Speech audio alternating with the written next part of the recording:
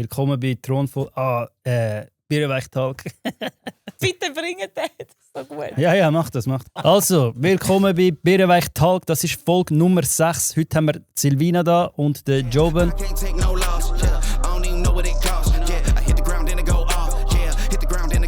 Der Podcast wird gesponsert von Allen's Lab, einem Trainer aus Bern, der auch Supplements-Hersteller in der Schweiz ist. Wenn ihr also wirklich qualitative Supplements auf Kapselbasis wollt, könnt ihr in der Bio den Webshop finden. Mit dem Rabattcode BIRRENWEICH könnt ihr pro Bestellung sogar 10% ergattern, also bringt den heim. Unten in der Videobeschreibung. Schön. Und da ich nicht so gerne die Leute vorstelle, tun sie sich selber vorstellen. Silvina, sagst du noch? Zuerst Ladies first. Bringen heim. Ja, obwohl, ja, heute müssen wir ja, oder? Ich bin Silvina, ich bin seit 15 Jahren in der Medienbranche selbstständig mit Social Media, lange beim Blick gearbeitet und bin self-made Unternehmerin. Heimbringer in dem Fall. Und Joben, sprichst du Schweizerdeutsch? Ja, weißt du, ich bin gekommen aus Indien vor etwa 28 Jahren. Komm, du erzählen, was du machst. Ja, ich bin letztes Jahr, weißt du, ich habe SRF. Nein, also, mein Name ist Joben Singh Bajwa. Ich bin anscheinend im 2025 der grösste Frauenhasser aus der Schweiz. Neue Andrew Tate von der Schweiz, habe ich auch gehört. Ich bin Joben Singh Bajwa. Ich habe meine eigene Identität. Und ja, ich bin selber auch Unternehmer. Ich bin Militarist, würde ich mal sagen, Oberleutnant in der Armee. Und an und für sich eigentlich ein Mensch ich bin mit einem guten Doppel-UT. Herz. Was sagst du dazu? Neff. Weißt du gar nicht, was das heisst? Neff ist... Doch, weiß gar nicht mehr, was das heisst. Machen. Was heißt das? Das ist irgendein Militärspruch. Neff? Ja. Nicht erfüllt. Ah. Ja. Okay, haben mich schon abgehängt. Aber würdest du sagen, dass die Bezeichnung Frauenhasser, dass das akkurat ist, oder hat man dir das ins Maul gelegt?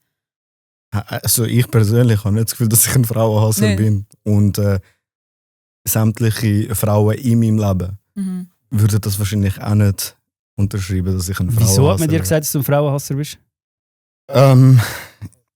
Grundsätzlich will ich einfach meine eigenen Werte haben und die auch vertreten. Hat die einen höheren Stellenwert als Frauenwerte? Das ist die Frau ohne der... Jawohl, Nein, überhaupt nicht. Ich finde einfach allgemein, das, was ich gesagt habe, passt einfach den toxischen Feministinnen nicht. Okay. Und ich zeige nicht zu dir, weil ich das Gefühl habe, du bist eine toxische Feministin, sondern einfach als Frau. Also, du weißt nicht, ob ich es bin oder nicht. Das finden wir jetzt in diesem Talk raus. Finden wir raus, genau. Okay, was ist denn toxischer Feminismus? Toxischer Feminismus ist eigentlich das, was passiert, wenn man den Männern das Gefühl gibt, dass sie minderwertig sind. Okay. Feminismus in meinen Augen sollte ja eigentlich Frauen empoweren. Und dann solltest du ja als Frau, als Feministin, solltest du ja genau wissen, wie es sich anfühlt, wenn man abgemacht wird. Ja. Und wenn dann plötzlich Feministinnen kommen und dann Männer probieren abmachen, diskriminieren, dann ist das in meinen Augen ja irgendwo schon auch Inwiefern diskriminieren? Ja, genau. Wie tut sich das ausdrücken? Oder gibt es so ein Beispiel, wo man sich dann als Mann abgesetzt fühlt? Klar, also ich habe in letzter Zeit oft schon den Satz gehört von Frauen, ich hasse Männer. Wirklich? Das höre ich auch auf die Podcasts und so. Aber wieso? In welchem Kontext? Hast du das auch schon mal gesagt in einem Podcast? Dass ich Männer hasse? Ja, ich sehe mega viele so Podcasts, wo die Frauen sagen, ich hasse Männer, weil sie das und das machen. Oder alle Männer, also alle Gewalttaten werden von Männern gemacht eigentlich. So. Also Straftaten meistens von Männern. Wir haben ja gerade kürzlich die Situation gehabt, wo ich Bahnhofstrasse aufgelaufen bin. Du hast das gesehen in meiner Story. Ich habe das wo bist du aufgelaufen? Bahnhofstrasse in Zürich. Okay. Und es sind ganz viele Polizeiautos gekommen. Ja. Mit den Gitter vorne dran, die ganze, wie 1. Mai, oder sind sie aufgefahren, quasi noch fast mit dem Wasserwerfer. Und ich bin aufgelaufen und ich habe so gesagt, oder ich habe gedacht, so, mein Gott, was haben jetzt Männer wieder für ein Seich gemacht? So, welche Dubeln haben jetzt wieder das Gefühl, sie müssen eskalieren? Und dann laufe ich auf und am Paradeplatz kommt Feminismus, Aktivismus, es ist beschmiert worden, ich habe es eben gar nicht gewusst, ich war noch mit einer pinken Jacke da. So gut, passt gerade. Ich habe nicht gewusst, dass das existiert, aber es ist der internationale Frauentag. Aber mega Zufall. Es war mega schade, es ist irgendwie wirklich der 8., nicht der 8. März, das wäre ein Sonntag gewesen, sondern der 7. Genau, weil man geht ja am Samstag, wenn alle Leute in der Stadt sind, wenn posten, am 8. geht ja niemand. Auch ich wollte in Grieder irgendetwas anschauen oder holen, whatever. Und nachher laufe ich dort rauf und sehe die ganze Zerstörung und habe realisiert, dass es Frauen waren und hörst dann irgendwo unten gegen Stauffacher rumschreien und ich habe schon so gedacht, so Ich habe mich ein bisschen geschämt dort. Oder ich bin nicht... Nein, geschämt. Ja, ich bin nicht so stolz gewesen, Frau zu sein in dem Moment. Einfach, wie ich gefunden habe, hey, ich finde es auch von Männern nicht cool, so etwas zu machen. Und wenn es dann Frauen machen, denke ich halt, ich finde, wieso, wir können das ja vorleben. Und ja, nicht der beste Tag gewesen, aber ja, ich weiß auch nicht. Dass dann so Frauen vielleicht sagen, dass sie Männer hassen, in diesem Kontext, wenn so viel Wut rum ist, dass Sachschaden entsteht und so, finde ich natürlich schade. Aber ich frage mich, woher das kommt. Oder wieso kommt der Hass gegen Männer? Aber das ist eine gute Frage. Sehe ich eben dann auch Männer, die ja halt Hass gegen Frauen aussprechen und dann macht es wieder ein bisschen mehr Sinn. Also wo siehst du Männer, die Hass gegen Frauen aussprechen? Es gibt ja die ganze Bewegung. Wie heißt Manosphere, Incels, Andrew Tate. Andrew Tate hat aber der hasst doch nicht Frauen, der hat ja Geschlechtsverkehr mit Frauen. Excuse, Mirko. Nein, aber was er sagt. Er hat einen War Room kreiert, wo Männer können ein Abo lösen und wo dort systematisch beigebracht wurde, wie sie Frauen können, dazu bringen, dass sie von Webcams für sie Geld verdienen. Okay, nein, wait, aber die Frauen haben ja freiwillig das gemacht, oder nicht? Das ist doch der War Room. Mal. Hat die das nicht freiwillig? Nein, War Room geht es darum. Wie bitte? BBC? Das ist doch der Real World ist doch das Business und der War Room ist doch das Grooming. Also nein, der War Room ist grundsätzlich, ich bin kein Advokat, einfach dass du schon gesagt hast, aber grundsätzlich der War Room ist eigentlich eine Telegram-Gruppe von einfach Jungs. Also selbstständige Leute around the world. Du bist doch dort drin, oder nicht? Ich habe selber keinen Mehrwert mehr dort rausgenommen, darum bin ich wieder rausgekommen. Aber grundsätzlich geht es dort darum, sagen wir, du bist jetzt irgendwo, I don't know, sagen wir, du bist in Bangladesch, jetzt hast du irgendwo ein Problem. Ja. Jetzt bist du jemand, der vielleicht nicht so ein riesiges Netzwerk hat, weißt, in deinem eigenen Netzwerk. Yeah. Kannst du in den War Room hineinschreiben, hey Jungs, ich bin gerade in Bangladesch, ich brauche Hilfe. Okay. Gibt es jemanden, der da gerade rum ist, der Einfluss hat, der mir helfen kann? Ja. Geht nur um das. Es hat nichts mit. Das, was du meinst, ist ein alter Kurs gewesen, tatsächlich Forum der Real World, wo Andrew Tate tatsächlich den Männern beigebracht hat, wie man Frauen kann groomen kann. Also wie man sich an Land ziehen kann, wie man vor allem Jungfrauen, junge Frauen, Frauen ohne Experience kann an Land ziehen, weißt? Das ist tatsächlich also wie mit der Fischerroute. Und nicht an Land ziehen zum Heiraten, sondern an Land ziehen, dass man mit ihnen Geld verdienen kann. Das ist tatsächlich ein Teil davon gewesen, aber die Idee, er verpackt es natürlich grundsätzlich so, wegen es eigentlich für eine Frau fürs Leben. Verheiratet ist er meines Wissens nach nicht. Er hat mehrere Frauen, mehrere Kinder mit mehreren Frauen. Also genau. Sein Ding von eine junge Frau zu bekommen, dass sie nachher eine gute Ehefrau ist ja offensichtlich nicht das Ziel gewesen. Nein. Und ist auch nicht das Ziel von seinen Anhängern. Und dort habe ich ein Problem damit, weil so gibt es natürlich Hass. Aber die Frauen akzeptieren die das? Die mit ihm zusammen sind? Ja, nicht alle. Also ich meine, nicht, dass er sie irgendwie unterdrückt. Die Frauen akzeptieren es ja schon. Sie sind aber dann geht es auch gut. Ja, aber dann geht es auch gut. Ich meine, ja, sagen wir es so. Ich meine, wenn als Frau, keine Ahnung, als 21-, 22-Jährige in Privatjet umeinander düst und einen Lifestyle hast, wo sich der Durchschnitt nicht vorstellen kann. Er war jetzt länger in Rumänien detained, weil ihm mehrere Gewalttaten vorgeworfen worden sind. Ja, unter anderem Menschenhandel von Minderjährigen und dass er Minderjährige zur Prostitution gebracht hat. Er ist dort verhaftet worden mit seinem Bruder und noch zwei Frauen. Und noch zwei Frauen, die sind alle inhaftiert worden. Das heisst, es ist eine größere Geschichte passiert. Und nachher, dank US-diplomatischer Bemühungen, ist er dann irgendwann wieder auf Miami gekommen, Anfang 2020. Und jetzt ist er dort wieder auf freiem Fuß. Dass er einen Privatjet jetzt ist er wieder in Rumänien. Ja, okay, aber er kann sich wieder, glaube ein bisschen freier bewegen. Genau. Und dass er einen Privatjet hat, ist ja bestritten. Das sind einfach Sachen, wo Nein, er chartert es wieder. Er hat mal einen gehabt, hat ihn aber wieder verkauft. Aber schau, sind wir ganz ehrlich, auch wenn es geleast ist, ich meine, oder chartert ist, ich persönlich kann mir kein Charter-Jet leisten aktuell. Wieso bist du denn mit ihm verglichen worden? Und von wem bist du verglichen worden mit ihm? Und wieso hast du das Gefühl, ein Mann, der einen Privatjet hat, chartert oder owned, ist ein besserer Mann? Und eine Frau, die mit ihm ist glücklicher? Nein, überhaupt nicht. Also das gar nicht. Also nein, das kann ich dir jetzt schon sagen. Muss ich mit einem Privatjet rumfliegen, wo ein anderer Dude gehört, wo er kontrolliert, wenn ich fliege, wo ich anfliege, was ich dort mache, was ich anlege. Hast du das Gefühl, ich bin glücklicher, als wenn ich hier in Zürich wohne, meinen normalen Lohn habe und selber entscheide, wo ich Kaffee trinke? Stimme ich dazu? Nein, also ich sage dir ehrlich, ich weiss, ja, schade.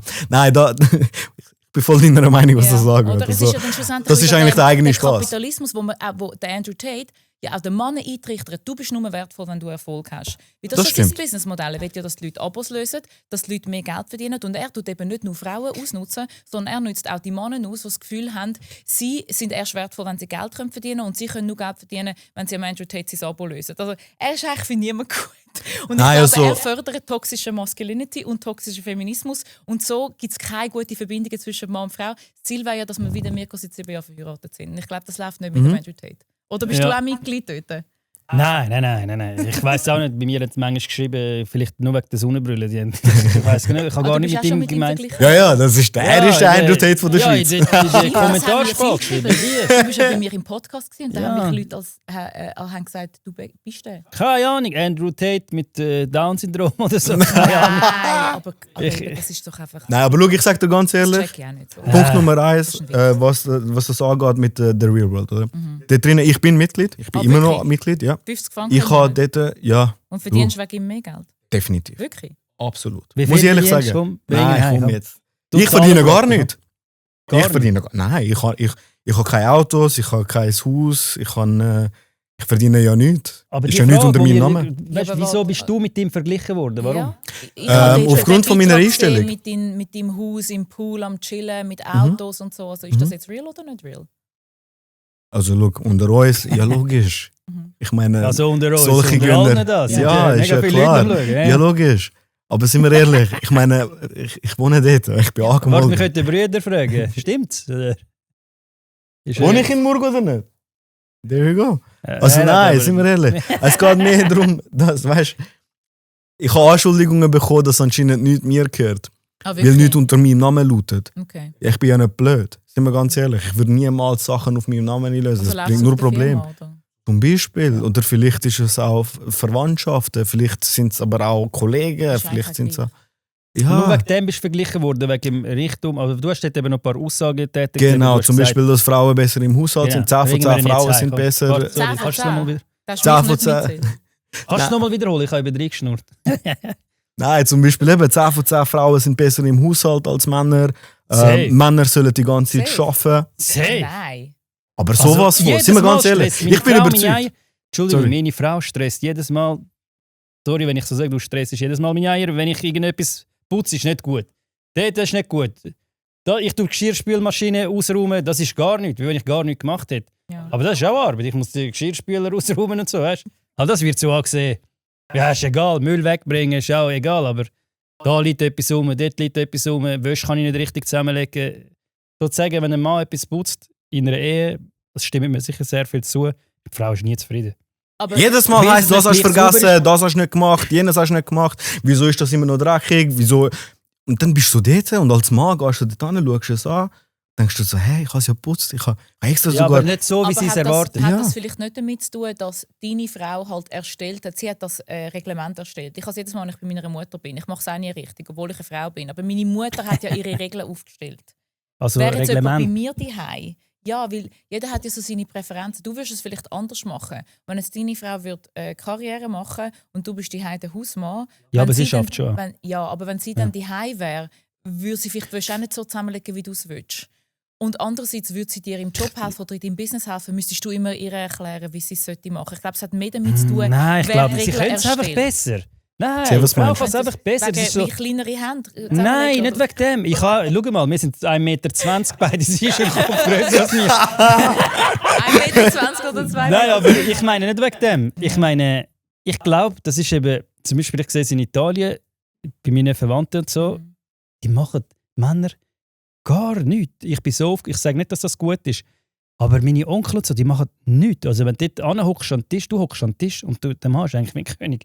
Sie kommen, mein Onkel hat sogar Ziggy, wenn kein Aschenbecher auf dem Tisch war, hat er die Tasche am Boden da, in der Wohnung. Und meine Mutter war voll schockiert, weil sie ist Schweizerin, oder? Mhm. Und er hat sogar Ziggy, wenn die Frau keinen Aschenbecher gebracht hat, hat er sie am Boden ausgedrückt mit dem Fuß. Okay, aber Ganz findest du- normal. Und die Frauen kommen, hey, willst du noch Wein, willst du noch Essen, Dessert gibt's und dann gibt es noch das und das, sie bringen dir alles. Und zum Beispiel, wer nachher das abräumt, das Essen und alles. Das ist alles selbstverständlich. Und ich glaube, dass das die Frau macht.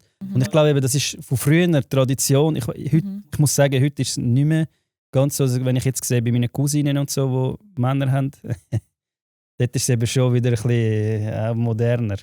Aber ich findest glaube, das ist eben wie von früher, ist wie die Evolution, hat das, also das könnte sein, das ist eine Theorie, dass eine Frau das einfach dann im Blut besser einfach das haben, weil es alle ihre Urgrossen, wie sagt man das Vorfahren. auf Deutsch?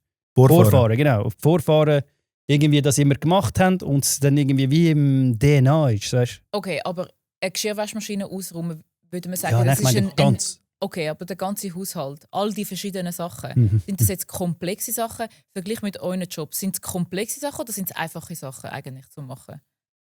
Also ich sage dir ganz ehrlich, grundsätzlich, also in einen Haushalt gehört für mich nicht eben nur Geschirrmaschinen ausmisten. Nein, eben, viel. Und zwar nur schon die Erziehung von einem Kind gehört für mich auch okay, nein, und da reden wir von einer... Ich liebe das an Dubai aktuell übrigens. Ja, das der ist König von Dubai nennt jetzt Der Hausfrauen, nicht mehr Hausfrauen, sondern Generation Shapers. Ja. Was ist das? Zum Glück habe ich das noch nie gegeben. Generationen Beeinflusserinnen. Genau. Oder, ich werde das Wort niemals verwenden. Lieber kotze ich im Strahl. So. Nein, aber das ist es. Das ist es. jetzt tatsächlich etwas, als ich stehe dahinter. Ich finde das ein geniales Wort. Ich finde, das ist genau dem gerecht, wo eigentlich die traditionelle Hausfrau oder traditionelle Frau eigentlich macht. Und das ist tatsächlich so. Die nächste Generation formen. Und das ist ja so. Und das ist für mich eben, was in den Haushalt hineingehört, du oder? das nicht. Du als Vater tust deinem Sohn nicht gewisse Werte mitteilen, die vielleicht Absolut. sogar die Mutter gar nicht so kennt, weil du den Bezug hast zu ihm. Aber ich muss für das nicht jeden Tag dabei sein. Ich muss für das nicht jeden Tag dabei sein. Nein, das ist meine eigene Meinung. Ich persönlich bin der Meinung, als Vater hast du andere Verantwortungen. Ja. Als Vater bist du nicht so close mit deinem Sohn wie gut mit einer Tochter. Mit einer Tochter ist wiederum etwas Bist du anderes. closer mit der Tochter? Ich hätte jetzt gesagt, als Mann, als Vater, hast du andere Verantwortungen gegenüber einer Tochter als gegenüber einem Sohn. Inwiefern? Ja, und mit dann einem Sohn bist du... und darum sind sie nachher emotional verkümmert und fühlen sich wieder minderwertig. Die brauchen doch genau gleich viel Aufmerksamkeit. Das ist aber dort aber tatsächlich etwas, wo ich muss sagen, das ist eben schade, weil das eben falsch übergebracht worden ist. Okay. Ich meine, mein Vater, ich kenne es aus meinem eigenen, von meinem eigenen Leben. Mein Vater war tatsächlich die ganze Zeit nur am Arbeiten, Tag und Nacht. Er hat Nachtschichten geschoben als Pflegefachmann und am Tag war er die ganze Zeit Fahrstunden am Gehen, 10 bis 12 Stunden am Tag. Und dann hat er etwa 2 Stunden geschlafen und dann ist er gerade Nachtschicht geschieben. Also, ich habe ihn wirklich so für die kurze Zeit kurz gesehen. In diesen 10, 15 Minuten für eine Zeit lang im Leben habe ich mehr gelernt, bin ich der Meinung, als wenn er jetzt jeden Tag die ganze Zeit mit mir gewesen wäre.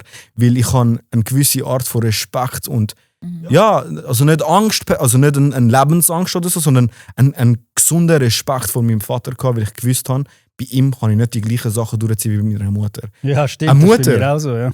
Für einen Sohn, eine Mutter ist eigentlich wie so eine beste Kollegin.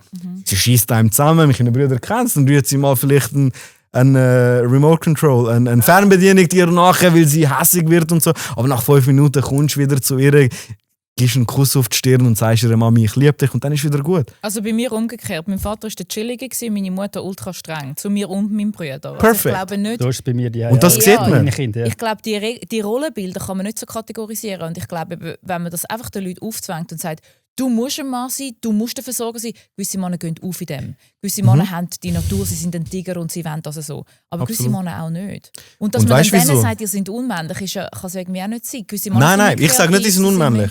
Aber was ich sage ist, es ist schon lustig, dass, ich meine, es kann ja nicht sein, dass man im 16. Jahrhundert, dass es nicht auch Männer gegeben hat, wo dann ist nicht danach gewesen, dass sie jetzt irgendwie ein Nachbardorf angreifen und irgendein Königreich einnehmen und alles. Aber Testosteron war damals viel höher gewesen. Und wieso ist das jetzt tiefer? ich meine, alles, was wir essen, ist chemisch verarbeitet. Ja, die hure LGTV-Bewegung da. Aber ich meine, das können wir nachher sonst noch schnell besprechen. Aber grundsätzlich bin ich der Meinung, ich meine, der Testosteronlevel in einem Mann drin, der bestimmt einiges. Ja. Mach das nicht, hä? Mach das nicht. Nein, aber stell deine Ernährung um. Das hast du ja schon oft in deinem Podcast gesagt, oder? Ja. Ernährung ist A und O. Ich meine, Ernährung ist das, was von der Außenwelt in dich hineingeht und zu dem wirst du. Ja, ich sag mal, das, was du isst, bist du. Du kannst einfach Kraftsport machen. Ich meine, die Manosphere, gewisse Sachen, es fängt ja mit diesen quasi unschuldigen Sachen an. Dass Männer in den Sport gehen, super. Ich meine, auch Frauen sollen in den Sport gehen. Aber dass Männer in den Sport gehen, dass das sich gut auswirkt auf ihre Psyche, dass sie vielleicht sogar ruhiger werden, vielleicht weniger aggressiv sind, gerade beim Kampfsport. Top. Aber nachher switcht sie etwas rein, wo dann einfach wirklich zu sehr viel Frauenhass führt. Und natürlich, wenn dann der Frauenhass entsteht und jemand sagt, nein, du kannst jetzt nicht in den Ausgang, weil ich das so gesagt habe, natürlich wehren sich die Frauen. Und dann sind am Schluss beide nicht happy. Und die Idee ist ja, dass man sich in der Mitte trifft. Das heisst, man muss ja aufeinander hören. Aber es gibt auch das Umgekehrt. Es gibt auch Frauen, die sagen, du gehst... Also ich habe das Problem jetzt nicht, aber es gibt ja auch Frauen, die sagen, du gehst nicht in den Ausgang. Ja, ich kenne mega viele... Druck auf das also Thema. Es gibt offenbar auch Männer, die nicht in den Ausgang dürfen oder nicht an Events dürfen, auch wenn es zu tun hat mit ihrem Geschäft, weil die Frauen das nicht gerne sind. Und dann gibt es aber auch Frauen, ja, die nicht in den Ausgang gehen, weil die Männer ihnen das verbieten. Ja, und, haben wir uns gegenseitig ja, und findest du das gut? Würdest du das machen mit deiner Freundin? Ich sage dir ganz ehrlich, das ist das Gleiche wie, stell dir vor, du hast ein Kind, ja, und das Kind ist kurz davor, Finger auf eine sehr heiße Herdplatte zu legen. Ja. Würdest du dem sagen, mach es nicht? Oder sagst du, natürlich mach würde ich deine sagen, mach es Erfahrungen? nicht. Ja, nein, wieso sagt man dort nicht einfach, nein, mach deine eigene Erfahrung? Ja, bei das finde ich sogar noch gut manchmal. Das ist genau mit dem Herz. Würdest du sagen, Nein, natürlich sage ich es nicht. aber machst es du aus Liebe zu dem Kind? Oder weil du ein Control-Freak bist und das Kind nicht ihren eigenen Willen machen lässt? Aber tust du jetzt Ausgang mit einer Herdplatte vergleichen? Ja, damit es Sinn macht. Zuschauer sind teilweise wirklich nicht... Glaubst du nicht, dass man damit mehr Nuance arbeiten kann? Man kann zum Beispiel sagen, natürlich kannst du in den Ausgang mit deinen Kollegen, sag mir, wo du bist. Und Dann ist man auch ein Control-Freak. Nein, das ist ja Kommunikation. Ich habe Das ist die Kommunikation. Anschuldigung bekommen, dass man dann ein Control-Freak ist, wenn man der Frau sagt, sag mir, wo du bist, Also einfach, und wie es dir geht. Wenn es eine seriöse Beziehung ist, wäre jetzt meine Haltung so. Natürlich darf ich mit Freundinnen in den Ausgang gehen und vielleicht sogar mit männlichen Kollegen, aber meine männlichen Kollegen müssen männliche Kollegen sein, die meinen Partner kennen. Und falls er dort auftauchen würde, wäre es kein Problem, weil er alle kennt und es ist alles easy. Ja, sehe ich deinen Punkt. Dann kein Problem. Kein Mistrust. Man kann Handys anschauen. Ich finde das... Du hast mein Handy ja nicht anschauen. Finde ich jetzt so. Also ich muss dir ganz ehrlich sagen, wenn man ich kein mit Geheimnis einer hat, ist ja alles easy. Aber warum soll man nicht mit... ja, aber ich würde auch nicht das Handy von meinem Bruder zum Beispiel... Weißt du, weil manchmal ist... ich finde es nicht so schlimm. blöd ist, ja, es ist nicht so schlimm. Es geht nicht darum, dass irgendetwas findet, wo du jemanden betrügst, sondern eher so, hey, was fragt der ChatGPT für Scheiße? Und so ja, vielleicht kann man... Vielleicht sollte man auch so machen mit mit dem Handy, sollte man es vielleicht nicht in Abwesenheit und im Verborgenen machen, sondern man sollte vielleicht einmal... Ich weiss auch nicht, vielleicht ist es einmal im Jahr sagen, hey, ich habe ein ungutes Gefühl, können wir zusammen mal Handys anschauen und dann kann man im Bein... Aber wieso? Aber das ist ja dann, für mich ist das wie ein man vertraut einem nicht. Also wenn ich würde jetzt, ich habe nie das Bedürfnis, zu meiner Frau ein Handy... Schau, ich sag dir ganz wenn ehrlich. das Misstrauen da ist. Ja, aber nicht eben, wenn du verheiratet bist und so. Und, ja, ja, du bist ja in einer sattelfesten Beziehung. Aber ich sage jetzt einfach für die Leute, wenn das Misstrauen rum ist, anstatt dass du auf dem sitzt, das nagt an dir. Du bist unsicher. Ja, aber dann musst du den Schluss machen, direkt, überall. ohne was Aber dann stimmt etwas vorher nicht. Ja, das stimmt schon vorher viel vorher nicht. Ja, aber das kann eben auch Meinung an dir liegen. Es kann sein, dass du die Unsicherheit reinbringst. Und sie ist vielleicht einfach jemand, der vielleicht schnell mal noch fremde Leute anlacht, auch wenn sie männlich sind, weil ihre Persönlichkeit ist. Sie ist freundlich, genau wie gewisse Männer ja auch immer ein bisschen einen flirty Ton haben, aber sie haben null Interesse. Genau. Und andere sind immer so, aber wenn du ihr Handy anschauen wirst du die Sintflut sehen, oder? Du weißt es ja nie. Und ich finde, Sintflut von Köln auf Snapchat. Aber schau, in meinen Augen kannst du das wie nicht vergleichen. Das kannst du wie nicht vergleichen. Einfach Kölbech. Nein, sind wir ehrlich. Ich meine, das überall machst du auf, hey, was ist da los? Wirklich? Wenn du Unsicherheit hast, dann musst du miteinander reden. Genau, aber das kommt schon bevor irgendwelche... Meiner Meinung nach, wenn du schon so in eine Beziehung startest, solltest du gar nicht mal in die Beziehung eingehen. Voll. Wenn du schon so eine Frau... Du schon denkst, hey, die hat sicher irgendetwas zum Frau, aber auch umgekehrt. Nicht nur jetzt Männer und Frau. Glaubst wenn eine Frau das vom Mann hat... Dass Leute das Handy gehen? Nein, das Frau, du bist in einer toxischen Beziehung. Nein, nicht Handy. Ich glaube, das ist ein extremes Beispiel, aber ich finde einfach, dass man das so schlimm findet, finde ich ein bisschen übertrieben. Aber ich meine mehr so die Unsicherheit. Also ich habe das ständig. Wenn ich jetzt vielleicht Männer kennenlerne oder so, bin ich nicht mega misstrauisch, auch nicht mega eifersüchtig, aber ich denke, ich tue schon ein bisschen sie beobachten. Weißt du das am Anfang schon? Ja, aber du musst ja nicht ihr Handy nehmen und alles kontrollieren. Und hast du schon mal einen Mann gehabt, der dann auf das eingegangen ist und dir immer wieder geschrieben hat, hey, ich bin jetzt gerade dort und dort? Je nachdem, ja. Ja, dann hast du nicht die richtigen Leute, weil ein korrekter Mann, Jetzt. Positive Masculinity, geht auf deine Bedürfnisse ein. Danke vielmals. Ja. Ja. Aber Nein, wenn aber wir- der geht auf das ein. Aber- Der berücksichtigt das, dass du eine Unsicherheit Eben, hast. dann würde Genauso ja- wie ein Mann Unsicherheit hat und die Frau darauf eingeht. Eben, aber dann würde er darauf eingehen, das habe ich ja jetzt Absolut, gesagt. Ja? genau. Ja. Das heisst, Ja. er würde dann darauf Rücksicht nehmen. Er würde dann sagen, hey, Schatz oder was auch immer, ich bin gerade dort und dort. Mhm. Mach dir keine Sorgen, ich werde vielleicht nicht unbedingt in den nächsten 1,5 Stunden das Handy Ja. können gehen, aber einfach, dass du Bescheid weißt. Ja, aber das ist eine absolute Minderheit, die sich so verhält. Und das ist eben mein Problem. Dort habe ich ein Problem mit den Männern. Okay. Und darum bin ich der Meinung, Mhm. weil das Verhalten wird heutzutage von diesen korrekten Feministinnen als Toxic Masculinity bezeichnet. Ich bin der Meinung, Toxic Masculinity gibt es nicht. Wieso nicht? Toxische Sicher Maskulinität gibt es nicht. Es gibt einfach Maskulinität oder du bist ein Nichtsnutz. Weil, wenn du ein toxischer Aber Maskulin Toxic Femininity bist. gibt es. Jetzt tust du es ja schon wieder ungleich gewichten. Natürlich gibt es Absolut, Männer, ja. die toxisch sind. Du kannst ja alles... Aber das sind für mich keine Männer, das sind Jungs. Du Das kannst sind toxisch Buben. Fitness, du kannst toxic Business, du kannst toxic alles toxic, du kannst alles ins Extrem treiben, was für dich nicht mehr gesund ist. Du kannst zu viel Sport Absolut. machen, du kannst zu viel gossipen, du kannst zu viel essen, alles. Warum kann man nicht zu männlich sein, so dass es schadet dir selber und deinen Partner und deinem Umfeld? Sogar wenn du ein Chef bist in einem Team, kannst du toxisch maskulin sein, so dass sich deine Mitarbeitenden nicht mehr wohlfühlen. Wie Weil- soll das sein, dass so etwas nicht existiert? Weil Positive Masculinity Wo grundsätzlich. ist das Popcorn? Hä? Weißt du? Ja, Ja, eben, sag ich mir, bin wo ist im Fall das genau das am Popcorn? Denken gewesen. Ich habe es eben vergessen. Also Ich mir habe wurde es ja da rein- gesagt, von wegen, dass ich wollte da rein verstecken und dann Popcorn essen. Kann man vielleicht Egal, mit aber- nein, Kalorien aber tun. jetzt, du sollst Genau, also antworten. nein, jetzt for real. Mhm. Ich persönlich bin der Meinung, wenn du ein Mann bist, ein Mann, Mhm. der seine Frau kontrolliert, auf eine Art und Weise, dass sie sich nicht mehr wohlfühlt. Ja. Wenn du ein Mann bist, der die ganze Zeit asozial mit seinen Mitmenschen umgeht, Mhm. dann bist du in meinen Augen gar kein Mann. Sondern dann bist du einfach ein Junge, der sich noch am Finden ist oder wo irgendwie keine Ahnung, zu viel Andrew Tate-Videos geschaut hat oder so. Und zwar die falsche Art. Weil ein Aber du Mann hast für in mich hat dieser Verantwortung. SRF-Doku, du und dein Geschäftspartner gesagt, der Andrew Tate ist eine Inspiration und ein Vorbild. Das habe ich auch so geil gefunden. Die Frage war grundsätzlich, gewesen, vorher Ja. hat man uns gefragt, bevor man Ja, die Kamera aufgenommen hat, ja. hat man uns gefragt, hey Jungs, es geht ums Geschäftliche. Es Okay. geht darum, die Art und Weise, die Psychologie und Mentalität. Wo er Wenn man die Businesswelt anschaut, Okay. würdet ihr sagen, ist Andrew Tate eine Inspiration und ein Vorbild für euch oder nicht? Ja, fix. Der Bruder hat Geld gemacht. Und ich respektiere das. Aber er hat ein den Aspekt vom Schneeballsystem Geld. gemacht. Was Er ist verdient- AHV? Er verdient. Ist auch ein Schneeballsystem. Und Das- Leute zahlen trotzdem funktioniert. Findest du es freiwillig. gut? Ich finde es auch nicht gut. Ich muss finde es auch saniert scheiße. werden. Ja. Eben. Aber da müssen wir jetzt nicht den mir ist das Andrew doch Tate gleich. mit AHV vergleichen. Das ist einfach kein... Das Es sind ist auch beides Schneeballsystem. Systeme, die Bro, das Bullshit stimmt sind. schon, das Aber- wird sogar ich. Es sind... Ja, aber Nein, es aber die funktioniert Gelder, beides mal nicht. aber das geht auf Es ist dysfunktional und der Andrew Tate hat sein Geld verdient mit Frauen, die sich haben müssen von Webcams ausziehen mussten, obwohl er sagt, er will Jungfrauen. Double Standard geht nicht. Fix. Und nachher mit irgendeinem komischen Coin, den er aufgehypt hat, damit Ja, die Leute das kaufen, genau. dass er abcashen kann. Und nachher mit seinen Abos. Wow, das ist eine kriminelle Person. Das ist Ja, aber Inspiration aber- für Stimme ich die dir Leute zu. haben doch das Aber ich freiwillig habe für gemacht, mich, ich bin intelligent genug, dass ich die Sachen rausgepickt habe, die mir etwas bringen. Zum Beispiel? Nur weil ich, ja, wie zum Beispiel, wie macht man Webseiten, wie kann man zum Beispiel mit KI Wie das hast du Automationen Andrew Tate erstellen. gebraucht. Nein, die Webseite, ich habe seine kannst du doch Plattform selber. gebraucht, aber nicht er. Ja, sicher, aber ich gebe nur ein Beispiel für die Allgemeinheit.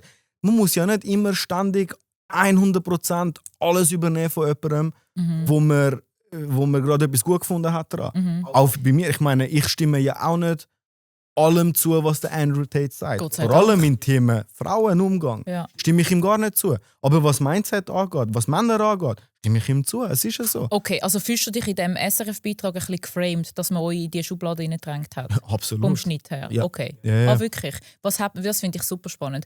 Was hat man dann euch gesagt, um was das es geht? Und was hast du das Gefühl gehabt, was für ein Beitrag nachher kommt? Nein, ich habe in den Medien Ich sehe geschafft, schon. ich weiss, wie es läuft. Ja. Ich sehe schon, Das- wie der Anruf vom Chefredakteur wieder kommt. Nach dem Diese Folge wird zusätzlich gesponsert von slabdealer.ch, dein Partner für Sammelkarten und Zubehör. Bestell jetzt über den Link in der Bio und nutze den Code BERENWEICH10 für 10% Rabatt. Bringen heim. So, und dann, ich habe da noch den Sticker, den könnt ihr auf beerenweichensahund.ch bestellen. Das ist dient nur zur Unterstützung vom Finanzieren von diesem Podcast. Was Von da? welchem? Vom SRF? Ja. Das ist ein. Ja, ich glaube, ich Ist droppe aber keinen warte Namen. mal, Aber vom Andrew egal, Tate ja, mal kein wegkommen. Name, aber ich glaube... Du bist ja bei der Thronfolge eben dort noch gewesen und hast auch über das... ja, zugeschnitten. aber fangen wir doch dort noch, wo alles Geschichten müssen schon gekommen erzählt ist. werden. Ja. Die Narrative Also. teilweise von Journalisten, die sagen, ich will jetzt diese Story erzählen. Das ist schon, ich weiß nicht, ob es das mal der Fall war, aber ich weiß, es ist der Fall und es wird immer so Ich passieren. finde es korrekt von dir, dass du das fragst. Also, ich bin in Kanada gewesen. Für über 1 Monat, 1,5 Monate sind wir in Kanada gewesen. Haben wir ein Mail bekommen vom SRF Rundschau, und zwar, dass es darum geht, aktuell sagt der toxische Masculinity sagt zu fest am Umkommen und Feminismus tut das bekämpfen, und sie möchten gerne einen Beitrag machen darüber, wie also als Beispiel, als Konter zu dem toxischen Feminismus, ich betone toxisch, und zwar von Masculinity, wo positiv ist, wo inspirierend ist, wo zeigt, dass Männer selbstständig sein können in jungen Jahren mit einem positiven und korrekten Umgang mit ihren Mitmenschen und Frauen. Als ich das gelesen habe, dachte ich, gut, weißt du was? Habe ich meinem Geschäftspartner gesagt, weißt du was, machst du einen Termin vereinbaren? Ich telefoniere mit dem. Es ist in Kanada 2:30 am Morgen gewesen. Ich mag mich noch genau erinnern. Ich hatte dort einen richtig wunderschönen roten Mustang für die Hochzeit von meiner Cousine, und ich bin mit dem rechts angefahren. Ich bin gerade auf dem Highway nach der Hochzeit, und dann habe ich mit dem Reporter, der ebenfalls auftaucht ist, telefoniert. Und ich habe ihm vermehrt und wiederholt gesagt, hey, schau, mir geht es darum, du vergleichst die ganze Zeit mich mit Andrew Tate, mir geht es darum, ich möchte gerne Positivity verstreuen. Es gibt viel zu viel Hass. Ich bin selber Militarist. Im Militär gibt es ein Sprichwort, das ist Teile und Herrsche. Links gegen rechts, Frauen gegen Männer, jung gegen alt. Kannst alles zusammennehmen. Also, das hilft dir als überstehende Person, kannst du dann eigentlich besser regieren, wenn die Leute immer im ständigen Kampf sind gegeneinander. Ja. Ich möchte das unterbinden. Ich möchte gerne zeigen, dass du ein Mann sein im 2025, letztes Jahr, wo... Das Jahr nicht mehr, oder? Ja, aber damals ist es ja darum gegangen, weißt, wo es darum geht, dass du ein guter Mann sein, ohne dass du musst Frauen verachten, ohne dass du musst Frauen dominieren, ohne dass du musst Frauen beleidigen und dann alles. sagst du im Interview, wenn ich bin der Chef, und wenn ich der Frau sage, sie geht nicht in den Club, dann geht sie nicht Dann in den geht sie Club. nicht in den Club, gell? Fix. Das ist ja so gekommen. Ja. Jetzt kommt's. Stehst du nicht zu dem? Man hat uns, also ich komme gerade zu dem zurück. Man hat uns dort gesagt, was wir sollen sagen vor der Kamera. Und du Ich habe sagst es Aufnahmen. noch. Weil es darum gegangen ist, dass wir in diesem Rundschau-Beitrag, gemäss dem Reporter, und ich habe Aufnahmen, wo es gesagt worden ist, hey, weißt du was? Sag doch mal, dass die Villa wie die vom Andrew Tate ist. Es gibt Aufnahmen, wo ich sage, hey, ich bin mein eigener Mensch. Darum habe ich am Anfang von diesem Podcast gesagt, ich habe meine eigene Identität. Ja, aber weißt du, überhaupt sagen? die jungen Männer fühlen sich... Ja, aber die jungen Männer fühlen sich eben besser angezogen von dem mit dem Andrew Tate, weil der ist gerade das Stichwort für die Gesellschaft, und darum wird das besser kommen. Das hat man mir gesagt, und ich habe es auf Video. Mein kleiner Bruder hat zum Glück genau diesen Teil noch aufgenommen. Ich habe es auf Video. Aber auf jeden Fall, das ist mal das eine. Man hat uns gesagt, was wir sollen sagen. Ich persönlich habe tatsächlich gehofft, dass du so eine Journalistin bist, wie der von der SRF. Weil ich habe tatsächlich eine rechte Wut in mir drin. Weil das ist eine Propaganda, respektive ein Beeinflussen von einer Gesellschaft und Machtmissbrauch von dir als einem sehr, sehr grossen Medienhaus. Du hättest nicht weigern und das anders formulieren. Ich kann tatsächlich an dem Ich kann den Tag... Endschnitt nicht abheben. Du musst eigentlich immer sagen, ich will den Endschnitt Habe abheben ich gesagt? aus dem Titel. Immer noch Ich aus habe dem Titel. tatsächlich gesagt, hey, ich möchte gerne zuerst wissen, wie mein Teil wird ausgestrahlt werden an diesem Tag, bevor ihr es veröffentlicht. Das geht leider nicht. Schauen wir mal, Du wirst wie es dann alles zusammen zusammengeschnitten sehen. wird noch, ja. Und die Nachrichten habe ich da. Es ist darum gegangen, dass wir uns bewusst nicht wollen sagen, in welchem Zusammenhang dass das Ganze überhaupt überkommt. Hey, man hat mich verglichen mit Incels. Ja. What Ja, the aber fuck, warte, man? Nachher Nachher hast in du noch mal- Foren für Gewalt aufrufen Ja. zu Frauen, die gezeigt werden, bewusstlos, vergewaltigt, geschlagen, und Männer, die sagen, geil, gib's ihr. Wo Und das- so, oh. what? Und dann habe ich mir auch Weißt du, gedacht, als ich das gesehen habe, habe ich, Ja, hey, super. mir ist das kalte Rücken durchgegangen. Ja. Weil ich bin so jemand, ich bin komplett dagegen. Ja. Ihr habt mich vorher noch gefragt, ich bin Inder, Ja. aber ich bin kein Hindu, Ja. sondern und auch kein Moslem, ich bin Sikh. Sikh-Religion, Sikh bedeutet, nur ganz kurz, bedeutet Schüler, ein Lebensschüler. Sikh-Religion, sein Grundwert ist es, für die Menschen dienen. Du bist da für die Leute, die sich nicht selber verteidigen können, die selber in der Minderheiten sind, und die Leute, die deine Hilfe brauchen, für die stehst du ein. Also für Frauen. Frauen, Männer, Kinder, egal was, inklusive aber auch Frauen. Ja. Sikh-Religion ist meiner Wissens nach eine der einzigen Religionen auf der ganzen Welt, die ihre Frauen bewaffnen. Unsere Frauen sind Königinnen, unsere Frauen sind Prinzessinnen, unsere Frauen sind Kriegerinnen. Bewaffnet. Bewaffnet. Mit was sind sie bewaffnet? Und jetzt kommt's. Es geht mit Schwertern. Damals Schwerter. Aber nicht mit dem unsere Religion ist eine Kriegerreligion. Die Idee dahinter war es immer, die Minderheiten können schützen. Also Mich keine in einen- Rollenverteilung eigentlich dort so? Traditionell?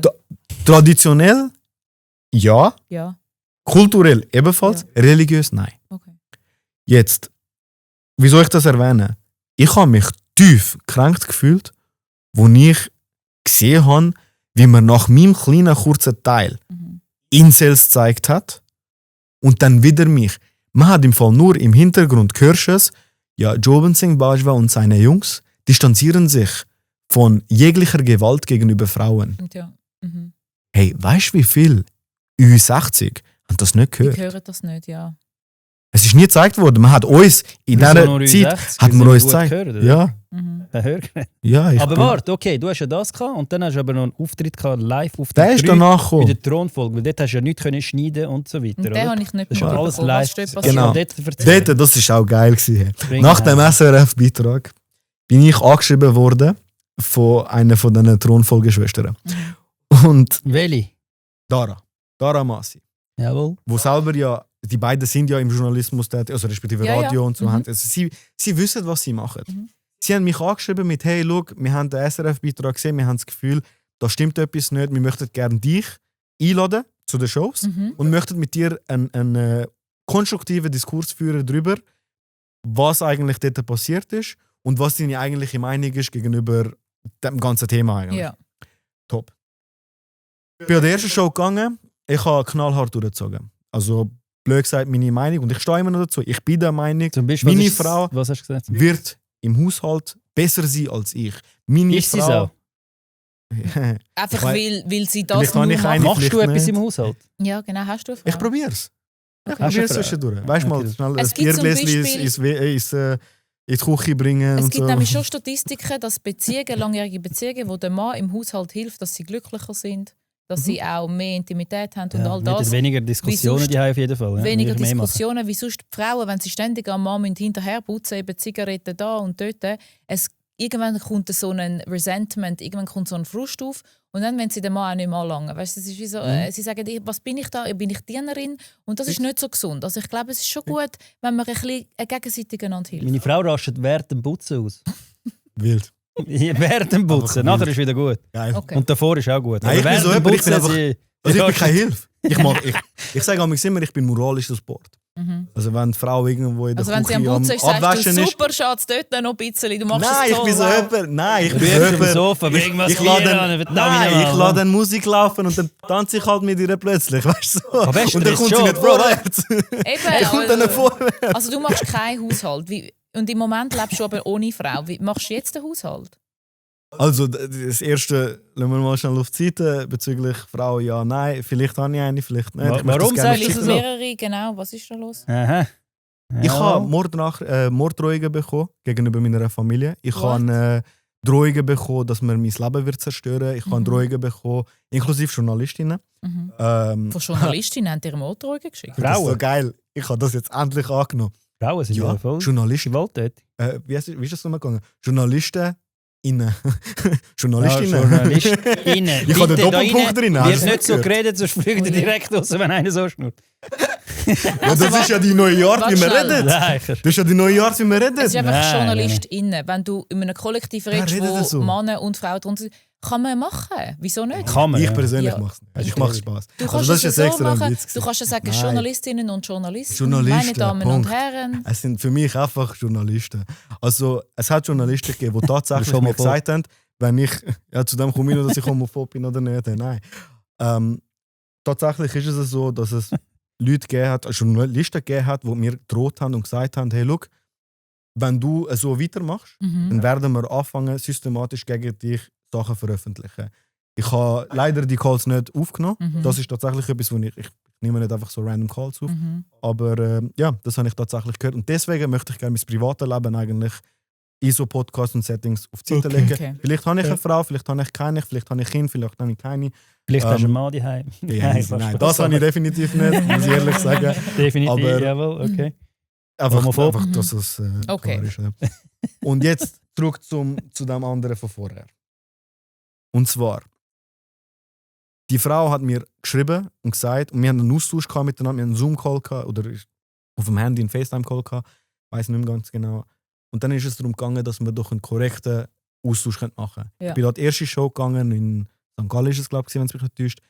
Dort habe ich tatsächlich durchgezogen. Weißt du, ein bisschen extra provokativ, weil sie haben gesagt, ja, es geht darum, ein bisschen unterhalten und alles. Aber keine Sorge, weil nach dem Gespräch mit dir wissen wir ja, du bist jemand, der für die Frau ist. Klar, du hast vielleicht eine sehr traditionelle Art und Weise, wie du die Welt ansiehst, aber du bist nicht ein Misogyn, du bist kein Frauenhasser. Weil als Frauenhasser Was hast haben wir du die gar kein Vertrauenfolge? Die haben auch mir gesagt, dass ich habe nicht mal gewusst, was das heisst. Ich bin dann Misogyn. gegoogelt, sie hat mir gerührt, Das ist Misogyn, ein Misogyn und so. Frauenverachter, Aber ich Frauenhasser. bin mit einer verheiratet.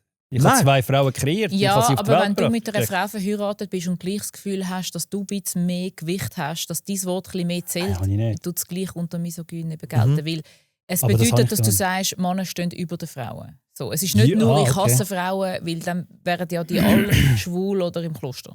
Ja. Nein, aber das bin ich auf keinen Fall. Fair. Das- Es ist so, wir Das ist brauchen Was ist denn das Frauen. umgekehrt? Sie sind gut genug, um Als uns... Misogyn? Mhm. Was ist du? Ein Feminist? Ein Feminist? Misogyn? Meine Frau hat mir- Also das Gegenteil, wahrscheinlich Arschkriecher oder so, keine Ahnung. Nein, Also nein, nein, einfach bitte. ein normaler Mann, wo Frauen schätzt, respektiert, nicht das Gefühl hat, er steht über ihnen und wo realisiert, und das ist meine Meinung, wie gesunde Partnerschaften müssen funktionieren, ist, dass du auf Augenhöhe bist und dass du aufeinander los ist. Und dass immer noch ein Mann kann vielleicht sagen, hey, wenn jetzt du dort hingehst, habe ich vielleicht ein bisschen Bedenken, ich weiss nicht, ist es wirklich eine gute Situation? Genau. Und dann kann ich hören oder nicht hören und vielleicht höre ich nicht und sage nachher, vielleicht hat er doch recht gehabt. Und dann so findest du dich. Aber wenn du nachher, sagen wir, du gehst jetzt trotzdem Ja. und jetzt wirst du überfallen von Dann muss er mich irgendwelchen retten. besoffenen- Dann muss er kommen. Dann muss er mich Mann, retten. wieso reden wir mit dir? Du bist voll, also, Dann weißt, rufe ich ihm an und wir dann, sind wenn voll er auf dann das nicht gleiche einfällt. Ding. Nein, aber sind wir ganz ehrlich, er kommt. Er kommt, ja. Er muss Er kommen. muss kommen, ja. Also er kommt. Er Ja. Aber kommt auch. vielleicht will er dich davon, vielleicht will er selber in Eigeninteresse dir sagen, Frau, gang dort heute Abend, Nein, gehst ja. du nicht um 2 an einem Samstagmorgen, 2 Uhr morgens an die Langstrasse, weil es könnte dich dort irgendwelche besoffene Typen anmachen und ich habe keinen Bock, dich müssen dann dort abholen. Darum, weißt du was, gang doch mit deiner Frau lieber irgendwo als Bellevue oder so. I don't Ja. know. Und wenn sie es dann Ah, aber gut, gleich heute macht, tut's. 2 oder? am Morgen, Ein ist Andrew ein bisschen Tate mehr. wäre so, sie muss daheim bleiben und sonst ist sie eine Schlampe. Okay, ich möchte nur schnell. Ja, fair. Aber sind wir mal ganz Ja. ehrlich, ich bin nicht Andrew Tate. Okay. Das habe ich auch müssen Okay. an der Thronfolge Sollen sagen. wir Ich habe den das mal auch müssen am abschließen, Messer sagen. den Ja, Andrew wirklich. Tate? Ja, Ja, ich bin nicht weiss Andrew ich glaube, Tate. wegen dem sind wir da. Okay, Ja, nein, fair. okay. Nein, ich bin ja kein Ich Andrew will mal Tate. zu der Thronfolge Ich habe meine kommen. eigene Meinung und ich stehe zu dieser Meinung. Und meine Meinung ist aber trotzdem traditionell. Sie ist vielleicht ein bisschen, für die einen Feministinnen da draußen, ist das wahrscheinlich immer noch zu extrem. Aber ich stehe dazu, weil ich ganz genau weiß, es kommt aus Liebe. Mhm. Jetzt, ich bin nachher an der ersten Show, es sind 3 Shows, ich bin an der ersten Show gegangen, voll durchgezogen. Ja, nein, in meinen Augen, Frau gehört in den Haushalt hinein, weil sie kann es besser, das ist mein Leben. Ich habe das bis jetzt so erlebt und entsprechend ist das für mich meine Wahrheit und die lebe ich aus. Ich bin ein besserer Autofahrer, klar, ich habe einen Fahrlehrerausbildung Männer hinter können mir. besser Auto fahren als Frauen, sagst du? Fix. Ja, aber safe. du kannst ja Frauen, nicht alle in den Topf aber- schmeißen. Ja. doch, mache ich Die aber Männer extra. können Ich habe auch schon Weil, mega du kannst, Unfall was soll gemacht. ich sagen? Ja, weißt du, Jolanda Schmidt da draussen, im Graubünden, die kann besser fahren als jeder Mann da draussen. Ja, weißt du, irgendeine Kämpferin da draussen, die ist im Fall besser als Also, 3 ich weitere kann Kampfsportler. auch sehr gut Auto fahren. Ich fahre einfach nicht gerne Auto. Gilt das? Ich meine, ja, du hast einfach den Aber grösseren Teil. Oder? auf was ich hinaus wollte, ist, du bist selber Kampfsportlerin. Ja. Würdest du behaupten, du bist Könnt ihr besser jetzt als prügeln davon? sämtliche Männer, die ebenfalls Kampfsport machen? Im gleichen Also, Bereich wie du? Ich mache Jiu-Jitsu. Ich mache nicht jetzt zum Beispiel Thai-Boxen. Beim Thai-Boxen würde ich gegen einen Mann kämpfen oder auch gegen eine das Sinn? Trans-Frau zum Beispiel, wäre ich klar unterlegen. Oh, Im Jiu-Jitsu- jetzt wirst du aber Feministinnen richtig ein bisschen kützeln dort. Ein Ich bisschen glaube, Feuer machen. das Olympische Komitee hat jetzt auch recht gegeben. Ich Homophob. würde nicht wählen, gegen eine Transfrau kämpfen, wie sie ist mir körperlich überlegen. Ich trainiere auch mit Männern Und dort ist es natürlich so, dass sie haben mehr Kraft, sie sind physisch stärker. Aber ich habe andere Vorteile. Ich bin vielleicht schneller, ich bin vielleicht beweglicher. Und im Jiu-Jitsu kommt ja alles zusammen. Und vor allem auch, Männer kämpfen gegen ihr Ego und sind dort manchmal nicht so gut wie Frauen. Und es ist dann manchmal so, dass du als Frau kannst einen Mann schlagen kannst, auch wenn er psychisch stärker ist, wie du ihn einfach überlistest anders. Und darum ist so wie, ich glaube, am Schluss ist eben Mann und Frau müssen zusammen miteinander funktionieren. Merci. Und genau um das geht es mir. Frau und Mann gehören zusammen. Es ist wie Yin und Yang. Ja, wir haben verschiedene Stärken. Absolut. Frauen sind weniger schmerzempfindlich zum Beispiel. Männer sind physisch stärker. Frauen können gut emotional regulieren. Männer sind besser, wenn es so um Space geht. Eben vielleicht Autofahren ist tatsächlich etwas. Und ich glaube, man muss miteinander arbeiten. Aber das Clashing, das Frauenverachtende und dann kommen die Frauen natürlich zurück und kämpfen zurück, das führt zu nichts. Das führt zu so einer Kultur, wo dann alle auf Tinder sind und umscrollen und umdaten Teile und sich herrschen. immer wieder gerade ersetzen und auch Vorstellungen haben, die nicht erfüllbar sind. Männer sowie Frauen. Frauen sagen, er muss 1,80 sein, er muss 200 Gramm machen im Jahr, er muss das und er muss den Haushalt schmeißen. Und er muss zuhören können, das ist auch mega schwierig. Alles, er muss alles. Und dann fragen sie sich, warum sie halt allein sind. Und Männer aber dasselbe. Oder? Sie muss Jungfrau sein, sie muss aber gleichzeitig auch irgendwie lustig sein, sie muss gescheit sein, sie muss studiert haben, sie muss den Haushalt schmeißen und mir 7 Kinder anstellen. Und dann noch am Abend, wenn ich heimkomme, im schönen Kleid am Kochen sein. Nein. Es funktioniert ich weiss, was nicht. du meinst. Nein, in meinen Augen eine gute Frau ist seelisch, spirituell im Einklang, während ein guter Mann auf sie physisch schaut. Ganz einfach. Yin und Yang. Aber jeder Mann hat auch etwas Feminines in sich und jede Frau hat etwas Maskulines in sich. Was hat der Mann Feminines in sich? Hast du schon mal, wenn deine Kinder irgendwie sich verletzt haben oder so, wirst du dann nicht emotional und hast das Gefühl, oh damn, mein Kind ist dann nicht gerade oder so, aber... Nein, aber du bist besorgt. Das ist tatsächlich ein femininer Trait. Schon? Genau dasselbe wie bei einer Frau. Ja. Wenn eine Frau zum Beispiel sich durchsetzt in Situationen, wie heißt das so schön, das Mama-Bear-Dings, oder? Die Kraft, die sie hat, das ist sehr maskulin. Ja. Das ist beide Hände. Wir ergänzen das. Beide Hände ein bisschen etwas von beiden. Aber es geht darum, dass du deiner Frau den Space gibst, dass sie kann in ihrer femininen Energie blühen und aufgehen. Dass sie eben kann, das klassische Beispiel mit dem Flughafen, oder? Hey Schatz, an welches Gate müssen wir gehen? Dass der Mann eigentlich durch den Gate, also durch den Bro, warte, da muss ich etwas sagen. Ich gehe immer mit meinem Vater, meinem Bruder in die Ferien. Und meine Frau macht alles. Wir haben keine Ahnung. Wir wissen nicht einmal wo. Ja, das WC ist. Fragen meine Frau. Alle fragen meine Frau, hey, wo müssen wir gehen? Wo müssen wir gehen? Nein, meiner Meinung in Italien ist das eben eher so, die Frau schaut das Zeug. Ich weiss nicht. Aber grundsätzlich sagt man, es ist so ein Meme auch ein bisschen. Der Mann ist dann so, okay gut, dort sind Kameras, gut, dort ist Gate, dann und dann muss ich am Gate sein, wenn ich jetzt starte, muss ich dort sein. Ja, es ist mega aber es geht ja um den Meme, oder? Es geht darum, dass die Frau ja, es ist das eben einfach so. Tralalala, gut, ich bin rum. Aber willst du das wirklich? Willst du eine, die tralalala? Also ich meine, übertrieben natürlich. Das ist ja dann am Schluss, und das sagt dann wieder der Andrew Tate, sagt dann wieder, Frauen sind wie Kinder, ich weiss gar nicht, was ich mit ihnen schnurren soll, weil er ja 19-Jährige datet. Wenn ich mit ihnen in die Ferien gehe, ist es wie ein Kind, ich muss auf sie schauen. Ja logisch, wenn er sich nicht einen nebenbürtigen Partner holt, weil er unsicher ist. Weil wehe, sie ist mit ihm und der vorher mit ihr war, ist irgendwie besser als er. Das wird er nicht vertragen und darum das Ganze kommt aus Unsicherheit. Absolut. Stabiler Mann. Wir reden aber jetzt schon wieder über den Andrew Tate. Hey, darf ich dich aber fragen? Ich habe dort eben, wieso die Rollfolge hat dich von den Dings geschossen? Was ist dort passiert? Von der Bühne haben sie dich geschmissen, habe ich mitbekommen. Also warum haben sie dich von der Bühne... Zurück zu der Tonfolge. Gehen wir zurück zu dem. Wieso haben sie Erstes Mal bin ich einfach Vollgas extra provokant gewesen. Zweites Mal tatsächlich in der Pause ist mein Großonkel gestorben. Ich war sehr emotional an diesem Gespräch. Nach dem Gespräch hat man mir gesagt, dass ich kein richtiger Mann sage. Ich war zu emotional. Wer hat das Was soll das? Zuschauerinnen. Und das meine ich Zuschauerinnen. Haben gesagt, du sagst... Genau.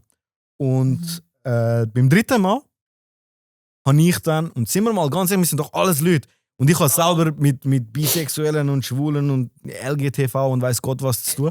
Also sind wir ehrlich. Ja, okay. Ja, ich weiß, es ist mir zu viel. LGBTQIA+. Ja.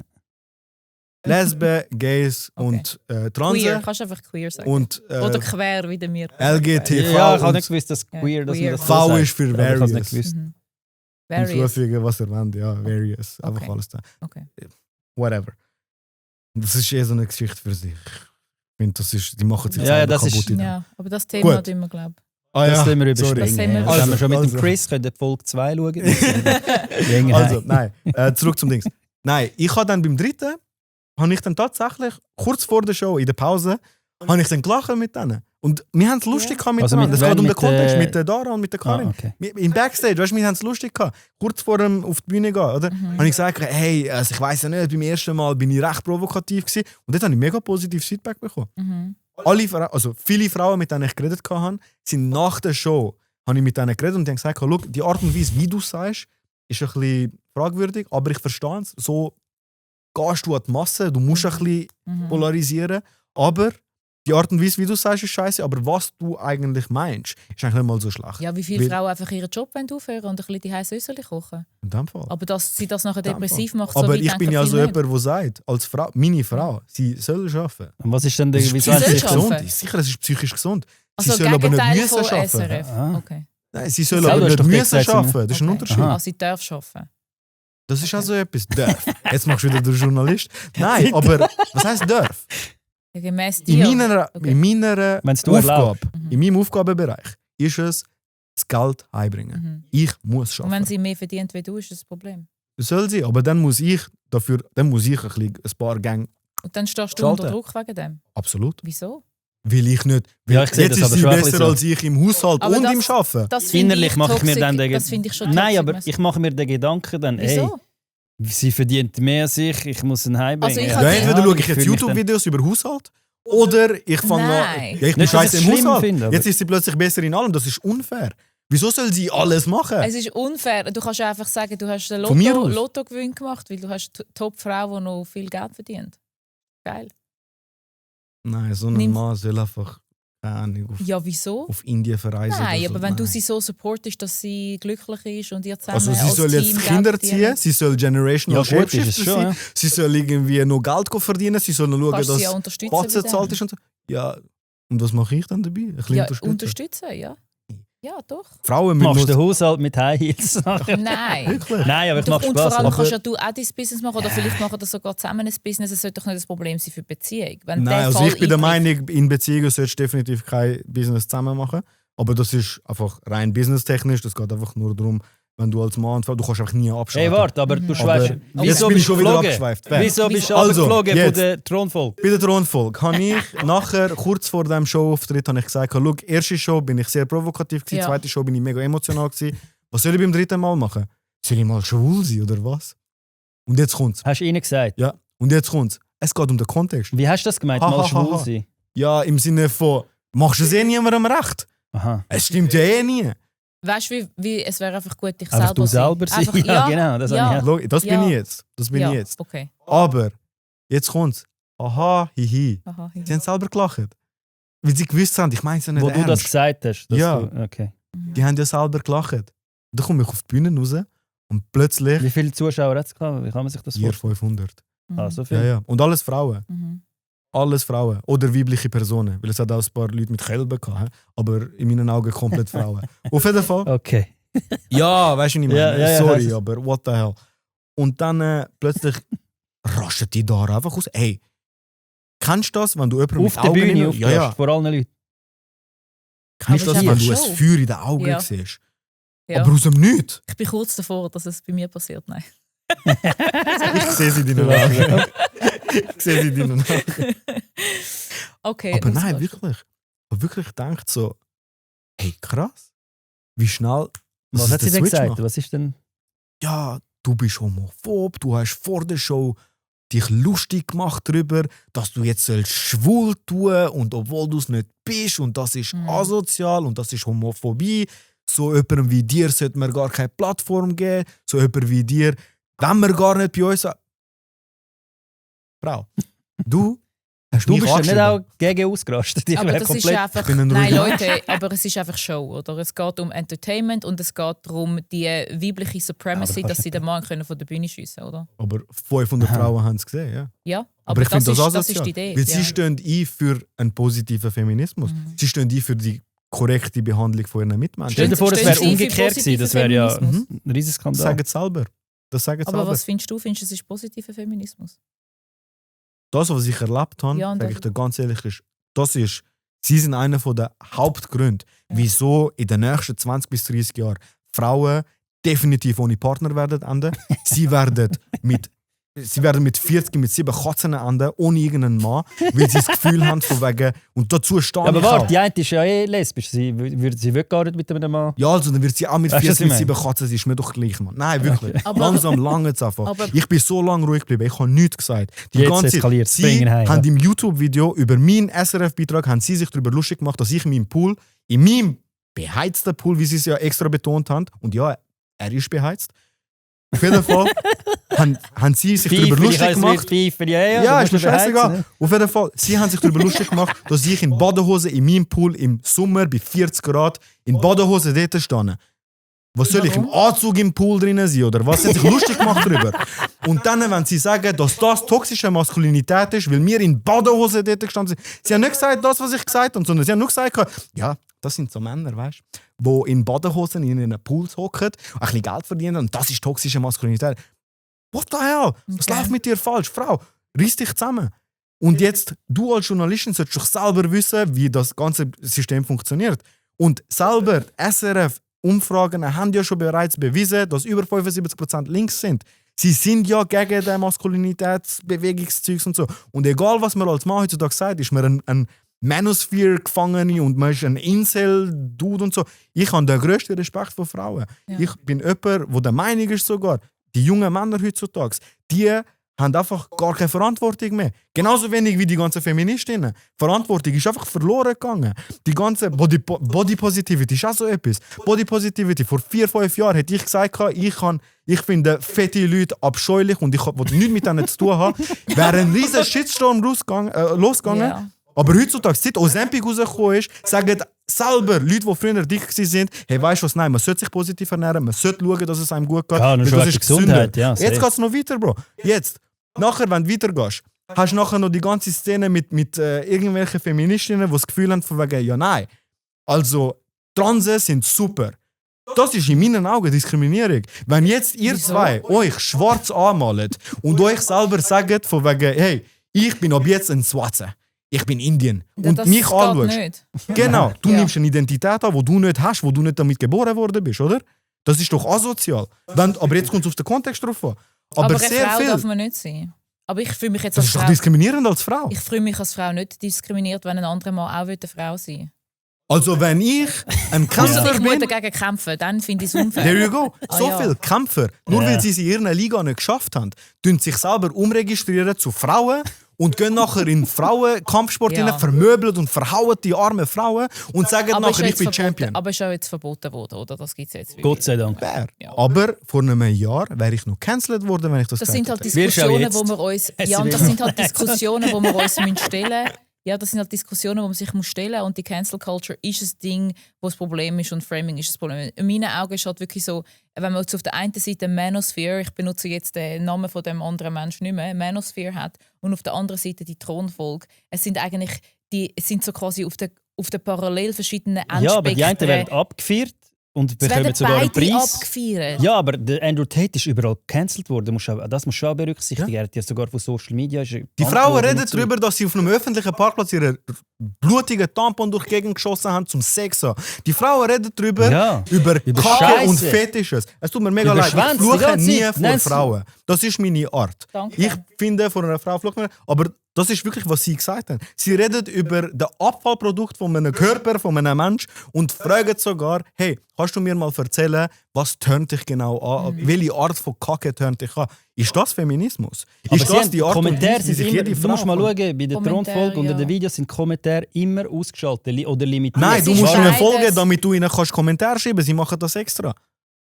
Du musst ihnen folgen, Ah, du damit musst du ihnen kannst folgen zum Kommentar. Ja, Kommentieren. du musst einen Kommentar. Aber und es einen ist, doch Kommentar schreiben, musst du ihnen beides, folgen. es ist doch einfach warum ist beides das so? dient nicht an einem guten Zusammenleben. Beides tut doch spalten zwischen Mann und Frau. Stimme ich dazu? Darum finde ich beides nicht okay. Aber ich finde, das von den Frauen wird es mehr abgeführt, sozusagen. Die Frau, wenn sie sich getraut, etwas zu machen. Ich glaube, Ja, wenn jetzt zwei Männer ist würden so, wenn ich jetzt meinen Podcast so machen, mit einem anderen Mann reden, hey, mit dieser Frau habe ich das und das und das gehabt. Mhm. Also ich glaube nicht, dass ich dann abgeführt wird.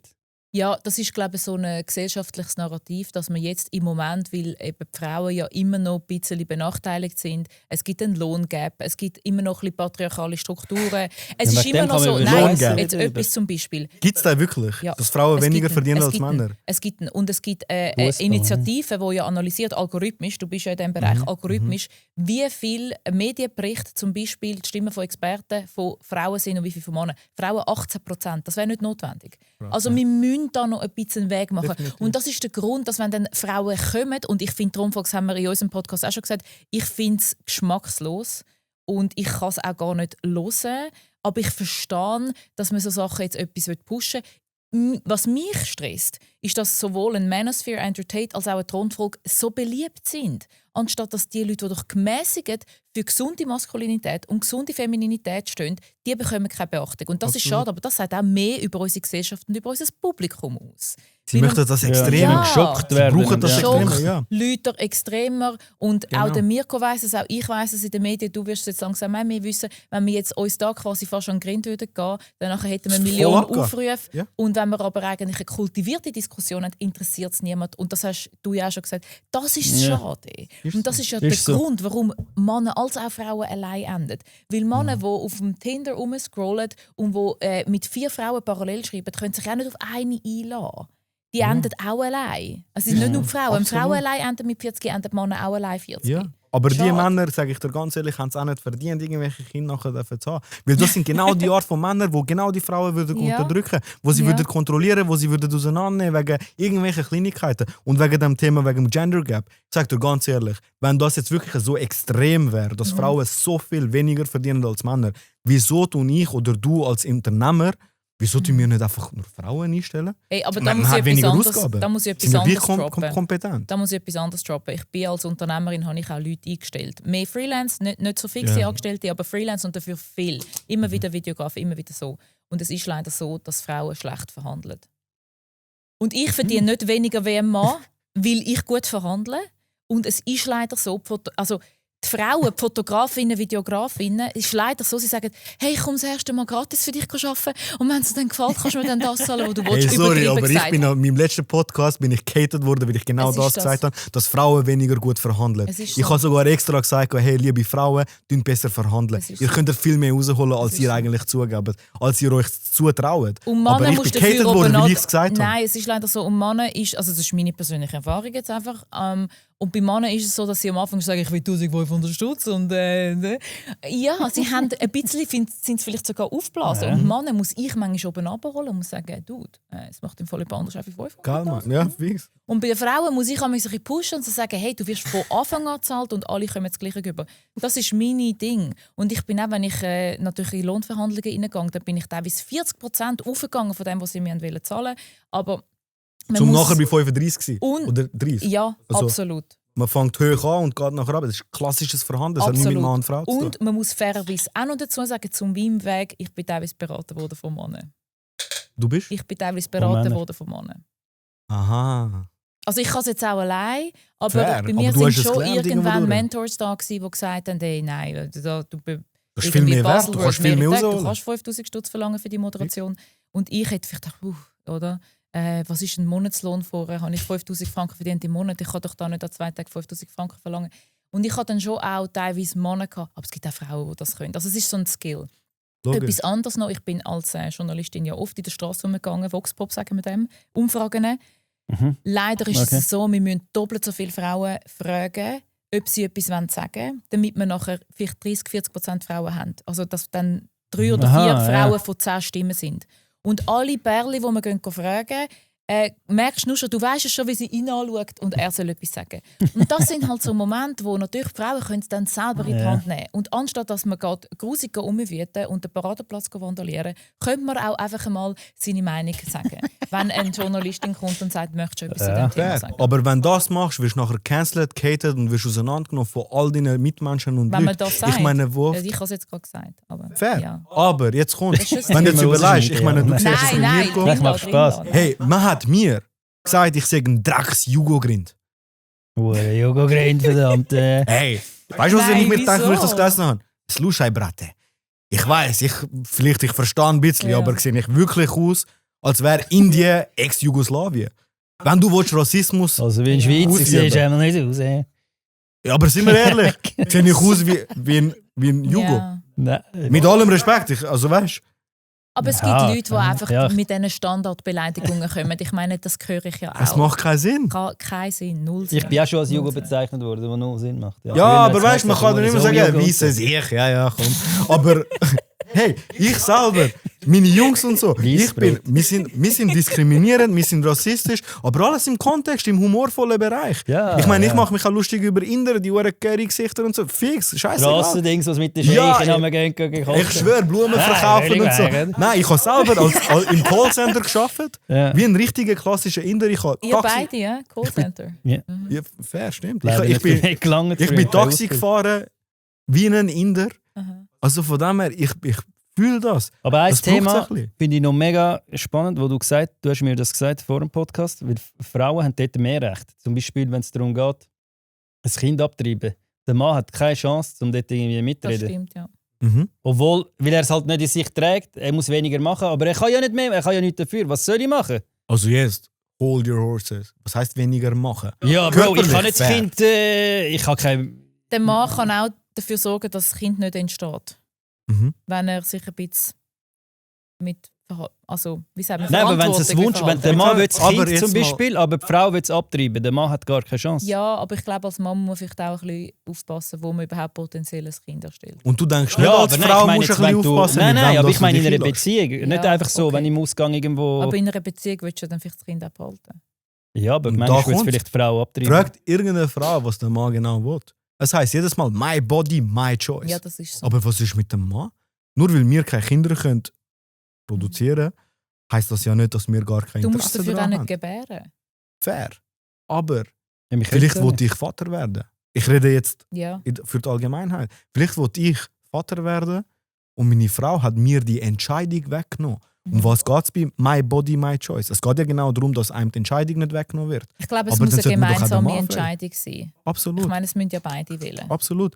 Also die Zeiten sind in meinen Augen ein bisschen vorbei, dass Frauen weniger Recht haben als Männer. Ich meine, das ist aber auch früher schon so gewesen. Wie hat der Feminismus in Afghanistan hat man ja verboten, dass Frauen in die Schule können.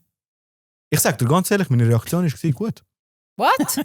Ich bin gespannt, Wieso? wo die ganzen Feministinnen sind mit ihren AK-47 auf Afghanistan reisen, am Taliban in die Augen hineinschauen, Auge in Auge und sagen, ich will, dass alle Frauen jetzt die Schule dürfen haben. Ich bin eine Frau, ich stehe dafür ein. Da ist meine AK-47, let's fucking go. Aber jetzt habe ich die Argumentation Nein, nicht ganz wollen. verstanden. Warum sollen Frauen nicht in die Schule gehen? Warum findest du das gut? Nein. Okay. Ich- Das war ironisch. Komplett das habe ich eben ironisch. auch so Satire. verstanden. Ich finde es gut. Für die Frauen, für die Feministinnen. Jetzt können sie sich mal beweisen. Sie haben erwartet, dass Männer auf Afghanistan gehen, mit diesen Talibanen reden und ihnen erklären und sagen, dass wir jetzt dafür sorgen, dass Frauen in die Schule gehen können. Aber Feministinnen haben ja ein Problem mit dem. Ja, aber Frauen haben ja kein Recht dort. Sie können ja gar nichts machen. Dann sollen ja die Schweizer Feministinnen, die am 7. März sind randalieren und so, die Feministinnen sollen dort runtergehen. Die sollen dort runtergehen. in Die sollen das Dschihad dort ziehen machen. und dort gehen. Das wird Oh erwartet von uns Männern. Nein. Das wird von Männern erwartet, dass wir für sie ihr Zeug Aber ich glaube, durchsetzen. dann könnten wir auch in den Ost gehen aufräumen. Dann gibt es so viele Sachen, die wir aufräumen. Ich glaube, das Fix, können wir let's alles go. nicht machen. Wo sind die Frauen? Ja, es sind halt, er Ich meint wollte vielleicht die die sehen. Frauen, die so krass gehen protestieren, die sich so damit befassen, oder? Mit dem Thema. Vielleicht Ja, meinst du die das, Frauen, oder? weißt du, wo sagen von wegen dreckige Männer, scheiß Männer. Ich möchte das. Dass Die sie sollen gegen die dort Taliban zusammen- gehen kämpfen. Fix. Stehen die für das? Also, Ich stehe dann da und ich mache Insta-Videos Aber wie die Frauen und sage, go girl, go und girl. wenn sie dann dort Fix. von den Taliban ermordet werden, findest du das gut? Überhaupt nicht. Okay. Aber wenn sie schon die ganze Zeit sagen, scheiß Männer, dann sollen sie aber auch etwas machen Aber für die Frauen. Glaubst du, dass das Ende des Konflikts ist mehr Aggression oder mehr Versöhnung? Ich sage dir ganz ehrlich, leider. Ich persönlich, sagen wir es so, fangen wir so an. Ich persönlich finde, Versöhnung, Zusammenleben, Positivity ist absolut das Schönste, was es gibt. Ja. Wahrheit und Realität, die ist grusig, ist einfach mal so. Gewalt ist die unterste Ebene von allem, was durchgesetzt werden muss. Aber meine Frage ist, wieso, was können wir machen als Gesellschaft, wo die Manosphere und Incels weniger hässig macht und die Feministinnen, die randalieren an der Bahnhofstrasse, weniger hässig macht. Weil die Wut auf beiden Seiten ist doch schade. Fair. Ich weiss nicht, ich bin keine Frau, ich weiss nicht, was ich als Frau müsste hören. Als Mann, kann ich dir ganz ehrlich sagen, wir müssen aufhören, den Männern die ganze Zeit einreden, dass sie nicht dürfen, Männer sein. Wenn ein Mann will, beschützen und Fürsorglichkeit zeigen und da sie für seine Familie und seine Mitmenschen dafür sorgen, dass es ihnen gut geht, dass sie finanziell abgesichert sind, dass sie ein Dach über dem Kopf haben, dass sie Ernährung auf dem Tisch haben, wenn sie das möchten, und in meinen Augen möchte das die Mehrheit, dann sollte man sie machen lassen. Dann sollte man ihnen nicht sagen, wenn du jetzt dafür sorgst und sagst, dass du arbeiten musst, dann bist du ein toxischer Maskulinist, sondern du musst deine Hand so machen und Täschchen tragen und so. Nur dann bist du ein richtiger Mann. Dann finde ich, muss man aufhören mit dem. Weil dort fängt es an. Weil ein Mann hat schon zu wenig Testosteron. Also sollte man ihm nicht nur den Rest auch noch wegnehmen. Er ist schon biologisch benachteiligt. Es ist so, ja, sorry. Und dann das Zweite, Pornos. Müssen wir aufhören mit dem. Danke vielmals. Es tut mir leid, aber jeder Mann, der Pornos schaut und jede Frau, die das noch akzeptiert, die sagt, es ist mir lieber, wenn mein Mann Pornos schaut, anstatt dass er mich betrügt mit einer anderen Frau. Es ist auch Betrügen. Es ist schlimmer. Er stellt sich vor, beim Porno stellt er sich vor, wie er mit einer Frau, die er niemals wird können haben, wo er kann ihre DMs schreiben und er wird ignoriert. Holt er sich eins ab und kommt nachher zu dir, zu deiner Frau. What the fuck? Das ist einfach hässlich. Ich sage nicht, dass Betrügen besser ist. Ich sage aber nur, es ist genau gleich schlimm. Es ist genau gleich schlimm. Ein Mann, der Pornos schaut, ist nichts anderes als ein Mann, der sich nicht getraut, zu einer Frau gehen, sie ansprechen und ihr sagen, hey, ich finde dich voll hübsch, gehen wir mal eins trinken. Dann geht er eins trinken mit ihr. Zahlt übrigens aber auch das Date, weil das ein Mann muss und sollte machen. Wenn er es nicht kann, Bruder, dann hast du andere Sorgen. Dann musst du lieber mal zuerst arbeiten und Geld verdienen, bevor du irgendwelche Frauen auf Dates einladest. Okay, das sehe ich auch und so, dann, wenn er jetzt aber am Ende vom Tag, am Abend, obwohl er eine Freundin hat oder auch nicht, Pornos schaut und so, dann tut er wortwörtlich sein Testosteron einfach in die Luft raus oder in den Socken hineinjagen. Und das ist hässlich, das ist gruselig und das ist ein No-Go. Ich weiß doch nicht. Nein, ich höre da Sachen, wo es tut mir leid. Es tut mir so leid. Ich habe Sachen gehört, weißt, ich selber mach's nicht. Ich mach's nicht. Ja, ich habe mal so ein Instagram-Video gesehen, wo einer das macht. Und also, was einer macht? Ja, nein, so, das hast du das nicht gesehen. Er hat so Augen drauf da und nachher sagt er, nachher ist seine ganze Familie dort, der redet mit dem Socken. Nein, auf jeden Fall. Auf was ich hinaus will, ist, Pornos machen Gesellschaft, vor allem Männer. Ja. Sie zerstören es. Ja. Männer haben das Gefühl, sie können auf Frauen zugehen und mit ihnen Sachen machen, die sie in diesen Filmen schauen. Ja. Und es ist ja ganz klar, es sind Schauspieler und Schauspielerinnen. Ja. Oh, jetzt hast du es aber korrekt ausgesprochen. Ja, jetzt bin ich aber auch voll in dem, ich meine es auch voll ernst. Ich meine, es kann es ja nicht sein, dass man, ich meine, wenn ich jetzt einen Mission Impossible Film schaue, heisst das nicht, dass ich jetzt aus einem fliegenden Etihad Business Class Flug einfach die Tür aufreißen und rausspringen, weil ich es in einem Film gesehen habe. Wieso habe ich dann das Gefühl, dass ich, wenn ich also als Mann einfach, wenn du ein Porno gesehen hast, dass du dann einfach das Gleiche kannst machen mit der Frau, wie das, was du dort in dem Film gesehen hast? Also wo ist die Intimität? Das Vorspiel, das aber du redest immer von Männern, aber es kann ja auch umgekehrt sein. Ne? Ich bin ein Mann, darum rede ich von Frauen so Film schauen. Ja, 90% von diesen Filmen sind nur für Männer gemacht. Okay. Und dann haben die Männer noch das Gefühl, dass nachher die... Also ich würde jetzt sagen, ich bin nicht für Slut-Shaming. Ich finde, Frauen sollen mit so vielen Männern Sex haben, wie sie persönlich wollen und für sie persönlich gut ist. Nein, gruselig. Ich finde das hässlich. Nicht, was du gut findest, was sie für sich okay findet. Und die einen sagen weniger und die anderen sagen egal. Ich kenne Kolleginnen, die beides... Ja, ich kenne alles. Und ich glaube, es ist einfach wichtig, dass sie auf sich selber lässt. Und dass sie das macht, was für sie stimmt. Aber wenn sie dann mit 40 7 Katzen hat? Nein, ich habe auch Kolleginnen, die natürlich sagen, ich habe mit Männern schon Sex gehabt und ich kann es gar nicht wählen und ich habe mich nachher gruselig gefühlt und das ist ganz schlimm. Und ich habe aber auch Kolleginnen, die sagen, hey, ich habe einfach mit dem etwas gehabt, ich habe einfach auch mal etwas mit dem haben. Ich hasse so Frauen eigentlich. Ja, aber okay, fair enough, wenn es für sie stimmt, ist okay. Aber, also nicht Slut-Shaming, aber ich glaube, wenn Frauen den Schaden nehmen davon, dass sie mit zu vielen Männern sind, dann ist das ja, dann spüren das Männer vielleicht auch, ist ein bisschen mechanisch, alles ein bisschen zu routiniert. Ist genauso schlimm wie Männer, die Pornos geschaut haben. Das ist einfach, es gibt irgendwann einen Abfuck. Und das ist einfach auch zum Beispiel nicht gut. Ich habe das auch nicht gerne. Ob Porno oder Real Life, es ist nicht schön. Weil die persönliche Connection geht auch verloren und du spielst einen Film ab, wo du schon 1000 Mal irgendwie... Und es ist einfach... Und die Leute spüren das auch und das ist auch etwas mega schade. Also überhaupt Promiskuität, ob in Real Life oder an Video oder Onlyfans oder Pornos, zerstört uns. Onlyfans, das ist auch noch gut so. Wieso verdienen Frauen verdienen ja dort viel mehr als Männer? Ich sehe dort einen rechten Lohngap bei den Männern. Wieso ist das so? Ja, es ist doch so. Ich weiss nicht. Keiner drüber. Ich glaube, da reden wir jetzt drüber. Ich glaube, das ist ein Phänomen, dass bei Männern ist halt die Hemmschwelle, um mit einer Frau intim werden oder näher kommen, viel, viel tiefer. Weil Männer sind darauf programmiert, dass sie 100%. rein schon ab objektiven Sachen sie können losgehen. Bei vielen Frauen ist die Hemmschwelle mega, mega hoch. Bis sie überhaupt wollen, geht es mega, mega lang. Es ist wertvoll. Genau, es ist sehr wertvoll. Es ist sehr nicht wertvoll. bei jeder Frau gleich, aber bei der einen und bei vielen ist es einfach, es geht länger. Und ich meine, wenn ich jetzt mit einem Mann rausgehe und ihn date und ich nach 2 Monaten auch immer noch nicht ihn küssen oder zu ihm heimgehe, ist es ja nicht, ich mache irgendein Spiel mit ihm, sondern es bedeutet einfach, ich fühle mich nicht auf dich. bereit. Oder? Es hat noch nicht Klick gemacht. Und das ist halt bei Das Frauen macht dich geht aber das wertvoll. länger. Ja, das macht Und dich vor allem wertvoll. fühlt es sich für mich gesund an. Und darum kommt es halt dazu, dass so ein Überschuss an Nachfrage da ist und die Männer dann das übergehen auf OnlyFans, kann ich an der schreiben. Sie schreibt mir zurück, aber eigentlich irgendein Chatter in Thailand schreibt mir zurück, aber egal. Ich komme die Videos über, ich komme da und ich zahle. Und ich habe einen Kollegen von mir, der arbeitet bei so einer Kreditkarte im Callcenter und er sagt, so viele Kreditkarten werden blockiert, sagt man auf OnlyFans. Ja, was? Eben, wenn ihr jetzt in die Kommentare könnt schreiben, wenn ich und sie jetzt würden einen OnlyFans-Account starten, wer würde erfolgreicher sein? Mach mal, Würde ich erfolgreicher zeig sein? mal Dann fange den ich morgen Fuß an. oder so. Ich sehe mega oft Frauen, die berichten, auch Influencerinnen, die Millionärinnen sind. Ja. Ja, Durch du kannst OnlyFans? Ja. Also, Ja. oder so eine Bad Baby hat die gehabt, sie ist 18 geworden, OnlyFans aufgemacht, Multimillionärin geworden. Ja, weil Männer das halt konsumieren wollen, aber es ist mega schade. Und das sind eben die Und Männer, die zu wenig warum- Testosteron Aber haben, zu warum wenig machen Selbst. denn Männer das? Warum machen die eben... Also, Cheats. Es ist einfacher. Es ist einfacher, einfach. einfach mal schnell ins Handy reinzugehen und eine Frau zu suchen, die man attraktiv findet oder so, anstatt dass man extra den Mut zusammennimmt, um eine Frau ansprechen, um mit ihr auf ein Date zu gehen, charmant zu sein, an seinen Social Skills zu arbeiten, an sich selber zu arbeiten.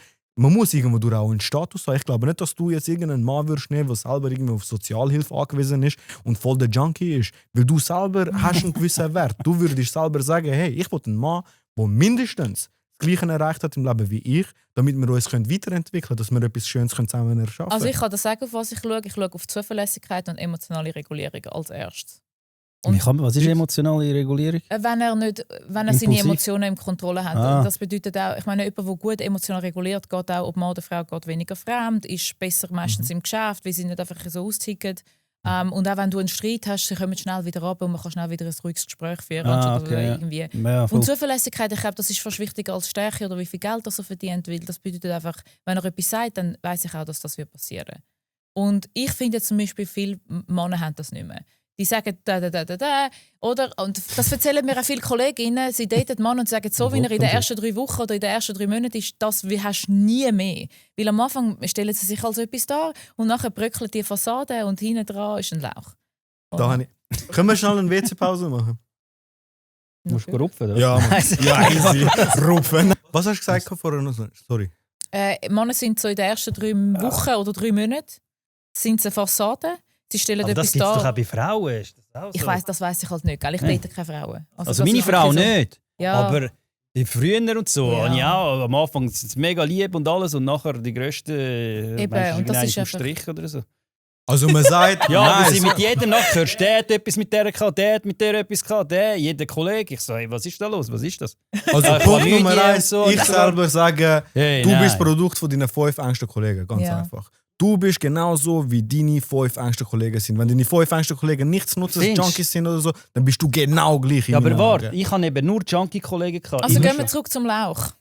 Der Mann, die ersten mir 3 einfach. Wochen, du hast gesagt, du willst etwas sagen. Genau. Ja. Also, wenn der Mann sich die ganze Zeit am Anfang verstellt hat, nach etwa 3-4 Wochen wird er sein wahres Gesicht zeigen. Ja. Das ist ja der Grund, wieso man ja so schön sagt, dass eine Frau, die Promiscuity Ja. ausleben, wo nicht einfach direkt mit dem erstbesten Dude ins Bett hineingeht, dass das etwas Spezielles und Wertvolles Also ist. Das heisst, Promiskuität ist, sie geht mit jedem ins Bett. eben nicht. Mal. Oder schon? Oh, sorry, Ja. dann habe ich es falsch verstanden. Nein, Promiskuität sorry. heisst mit Sie allen ist- quasi ins Bett oder sehr schnell. Ja. Und das andere, wie soll man sagen, Chastity oder so, ist auch so Genau, ist Was heisst das? Chastity ist, wenn du Wirklich. komplett enthaltest von sexueller Intercourse. Okay. Und Promiskuität ist tatsächlich, wenn du wirklich mit jedem die ganze Zeit und auch selber auf die Suche gehst und wirklich. Oder Chastity ist auch Modesty, einfach du kannst schon dann, aber in der Beziehung nur oder in der Ehe. Genau. Also auf Deutsch Ich habe gesagt, Mühe mit diesen englischen Ausdrücken und so. Weißt du? dir weich auf Deutsch gesagt, eine Ho. Eine Note. Also, Okay, auf jeden Fall. Ja, weil Männer sind dafür bekannt. Weil Frauen lassen sich verführen durch das, was sie hören. Kann Darum man lügen auch eine Männer Note die sein? ganze Zeit. ja. Kann er mal eine Note sein? Ja, Theoretisch schon. Ja, sicher. Aber wieso nicht? Also Hast du schon mal einem Mann gesagt, hey, schau. Nein, Ich kenne Männer, voll die die sich Note. für Frauen, die Geld haben. ganz ehrlich, Ja, ich meine Ja. aber die Bezeichnung, das Wort, wenn man das Schau, wird weniger verwendet. ich kenne jetzt auch einen Weißt du, was ich Mann, meine? der in Zürich wirklich mit vielen Frauen etwas gehabt hat. Und dann irgendwann hat dann der mir auch mal geschrieben. So. Und dann habe ich zuerst also gedacht, ja, ist eigentlich noch nett. Und so, dann habe ich gedacht, oh mein Gott, mit der und mit der und mit der. Und dann habe ich sogar noch mit einer Kollegin geredet und sie sagt noch, du musst ihn jetzt nicht verurteilen, wie er das gemacht hat. Aber ganz ehrlich, ich finde es, nein, weil das ist wieder emotionale Regulierung. Ich finde, du musst doch irgendeinen Qualitätsstandard haben. Und jemand, der einfach ein bisschen mit überall ein bisschen angeht, die Person wird auch betrügen nachher. Die hat das Mindset. Also ich finde, es Kann ist das eben sein, ja. auf beides. Und ich finde jetzt schon, vielleicht bei Männern ist es biologisch gesehen, ist es hat es weniger Tragweite, weil ich glaube, es tut sie emotional ein bisschen weniger mitnehmen. Das ist Ein Mann kann biologisch. mit einer Frau schlafen und hat noch Ohne das kann er Gefühl, nicht. genau. Richtig. Reden, ja. Und bei Frauen werden halt so Bindungsgefühl gerade dann schon aufgebaut, biologisch. Und das muss man immer berücksichtigen. Ja, aber es gibt ja auch mega viele Frauen, die als Prostituierte arbeiten. Und Ja, dann die haben doch natürlich keine nicht. Weißt du, wie Nein. schlimm es denen geht? Ich habe als Ja. Uberfahrer habe ich mit Prostituierten Ja, es geht geredet. schlimm, gell? Hey, denen geht es nicht mehr gut. Die Ja. sind am Arsch. Und die sind emotional kalt und nehmen gestorben. Drogen, sie nehmen Drogen für das. Ich Ja. meine, Puffs sind ja immer auch die grössten Drogendealer-Center eigentlich. Da gibt es nicht mehr noch Koks. Dass sie es überhaupt aushalten können. Ein Kollege von mir hat so einen Vintage-Laden in der Nähe von der Langstrasse und er sieht die Frauen und es geht ihnen nicht gut. Und es ist viel Menschenhandel. Und ich finde auch Prostitution. Aber die wie entscheiden viel? sich ja selber, das Nein, machen, es weißt du. gibt so viel Ausbeutung dort. Aber in der Schweiz, ja, Mal aber auch in der Schweiz. Ja, Auch, es gibt in der Bro, Schweiz. in der CV. Schweiz ist auch schlimm. Es gibt CV, aber ich glaube, Es es gibt gibt- auch solche, die sich freiwillig dafür entscheiden, das zu machen. Gibt es Schon auch. kleiner Wieso? Bruchteil. Welche Frau entscheidet sich freiwillig für so etwas? Ja, ja. Ich würde vorher Ja, Drogen ich glaube nicht, dass alle das machen, nicht- sorry. Es ist ein Es kleiner gibt's- Bruch. Es gibt Es ist- tatsächlich, ich habe ja. eine, so eine, was ist das? Doch eine 17-jährige Bulgarin an der Langstrasse, Prostituierte, habe ich als Uberfahrer kennengelernt. Sie hat mir selber gesagt, dass sie 17 ist. Ja, weil ich meine, schlussendlich, sie hat Freude daran gehabt. Ich glaube ihr kein Wort. Nein, Kein mit Wort, 17 glaube ich, kannst du ihr. das auch gar noch nicht Ja, entscheiden. aber warte, mein Bruder kennt eben auch eine, die ist irgendwie 18 geworden, hat sich bei X-Date angemeldet nachher. Und das ist ja das Gleiche. Also das ist, Ja, so dort kannst du dich Escort-Service eigentlich, und du so musst dich dort wahrscheinlich, anbieten. Auf einer Plattform können dich, ich glaube, Männer irgendwie buchen Nein, und so. aber das ist das Und ganze sie lachen System. und finden es lustig. Das ist das ganze System, wo eben, ich meine, grundsätzlich, ein Mann will Versorger sein und will auf die Frau schauen und will beim Date zahlen und so. Okay, gut. Ich finde, ich habe auch sehr viele Männer, die dann immer zahlen, auch wenn wir gar kein Date haben. Auch wenn es ist einfach ihre männliche Gehört dazu Rolle, und das wo muss sie sein, machen genau. Und ich finde, das kann man auch akzeptieren. Ich finde, man muss ja nicht, wir müssen jetzt alles aufteilen, ich bin emanzipiert und so. Ich finde, so ein bisschen Rollen oder Türen aufmachen und so, alles gut und recht und heimbringen und Zeug und Sachen ist alles respektvoll. Und machen bei mir auch viele Männer, die einfach Kollegen sind. Wo sie Findest du einfach, das wichtig, dass der eine Tür aufhebt? Also findest du das ich finde es gut? nicht wichtig, aber wenn es einer macht, sage ich sicher nicht, nein, ich bin emanzipiert Aha, und ich kann es Ich ja schwöre, selber. ich laufe jetzt wieder Ja, raus, das ich mache die Tür selber. Ja, also es ist wie, es ist wie einfach ein bisschen Kultur. Es ist wie, man gibt sich die Hand, man ist anständig zueinander, man tut sich auf den Geburtstag gratulieren und man kann eine Tür Aha, aufheben. so. Aber wenn jetzt ein Mann mir nicht die Tür aufhebt, also ich kenne Kolleginnen, die auf Dates gehen und dann sagen, er hat mir eben die Tür nicht aufgehebt, also ich glaube, das ist eher nichts. Ja, Und das nein. ist dann wieder, du schaust aufs nein. Falsche. Aber wie, weisst warte, du, aber wie was? findest du das, wenn eine Frau an einem Mann die Tür aufhebt? Würdest du das komisch finden? Also ich würde ein Röckchen anlegen. Also, ich finde, also, ist auch schon vorgekommen. Ja, auch aber schon würdest du jetzt vorgekommen. persönlich würdest du jetzt denken, ja, das ist kein richtiger Mann? Nein, Was ist das? eben nicht. Ah, Ich sage eben. eben Zuverlässigkeit, emotionale Regulierung, dass er einfach selbstbewusst ist, dass er nicht so ein unsicherer Typ ist, der das Gefühl hat, oh mein Gott, alle sind gerade besser als ich. Und das ist eben gerade das ganze Bild von, ich bin gegen das, der Mann muss ultra viel Geld verdienen und auch die Frauen, die das Gefühl haben, ich muss jetzt einen haben, der mega viel Cash verdient und dann habe ich einen guten Match, dann wählen sie gar nicht aus nach Liebe. Und er ist auch, er nimmt dann einfach eine, er verliebt sich dann vielleicht sogar noch in sie, hat mehr Gefühl für sie, wie sie für ihn, weil sie ist ja nur aus Profit bei ihm. Nachher natürlich betrügt sie ihn irgendwann und das führt alles zu so Es ist einfach alles nicht gut. Ich glaube, schlussendlich der richtige Partner ist der eigentlich wie dein bester Freund ist, aber du fühlst dich natürlich fühlst dich auch noch angezogen, logisch. Also nicht platonische Ehen.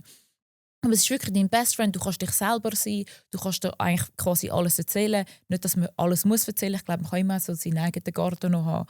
Aber schlussendlich musst du als Team funktionieren. Absolut. Und nicht Hierarchie, Meister, Chef und Frau muss ihm einfach folgen. Das funktioniert nicht. 1950... nein, warte schnell, noch etwas. 1950 dort, wo es war, alle Frauen haben den Haushalt gemacht, die Männer sind gearbeitet. Höchste Rate von Alkoholismus und Pillen, die die Frauen dann geschluckt haben, die sind unglücklich gewesen. Das ist schon nicht so das Wahre. Aber ich finde, man muss auch aufhören, dass es so extrem anschauen. Ja. Nur weil, wenn die Frau Chef im Haushalt ist, heisst das nicht, dass sie wie ein Diktator jetzt ihrem Mann sagt, keine Ahnung, nichts nutzt, jetzt, sofort, 14 Uhr ist gut, alles aufgeräumt und so. Sind. Ich weiss, aber das ist auch ein extremes Beispiel. Aber auch genau dasselbe mit Männern. Da, schau mal, du schaffst gar nicht. Genau, so viele Frauen nörgeln die ganze Zeit um. Aber genau dasselbe gilt auch für den Mann. Der Mann muss ja nicht die ganze Zeit sagen, keine Ahnung, es tut mir leid. Es ist jetzt nur ein Beispiel. Es ist jetzt nur ein Beispiel, so wie ich es beim SRF gesagt habe. Und dann wird plötzlich das so zusammengeschnitten. Bitch, dann und dann bin ich daheim, mein kaltes Bier wird dann parat sein. Du wirst dafür gesorgt haben, dass die Kinder ernährt sind, dass sie im Bett sind. Ich habe keine Lust, das Geweine anzuhören. Und wenn ich dann daheim bin, schaust du, dass es mir dann noch körperlich gut geht. Hey. Ja. Spinnt. Ja, da müssen wir nicht diskutieren, dass das... aber weißt du, was ich meine? Alles extrem. Aber das ist jetzt gerade so ein Beispiel, wo nachher so ein SRF zusammenschneiden und nachher veröffentlichen und so. Also wir können nicht einfach nur das. Genau, nicht einfach das, veröffentlicht das.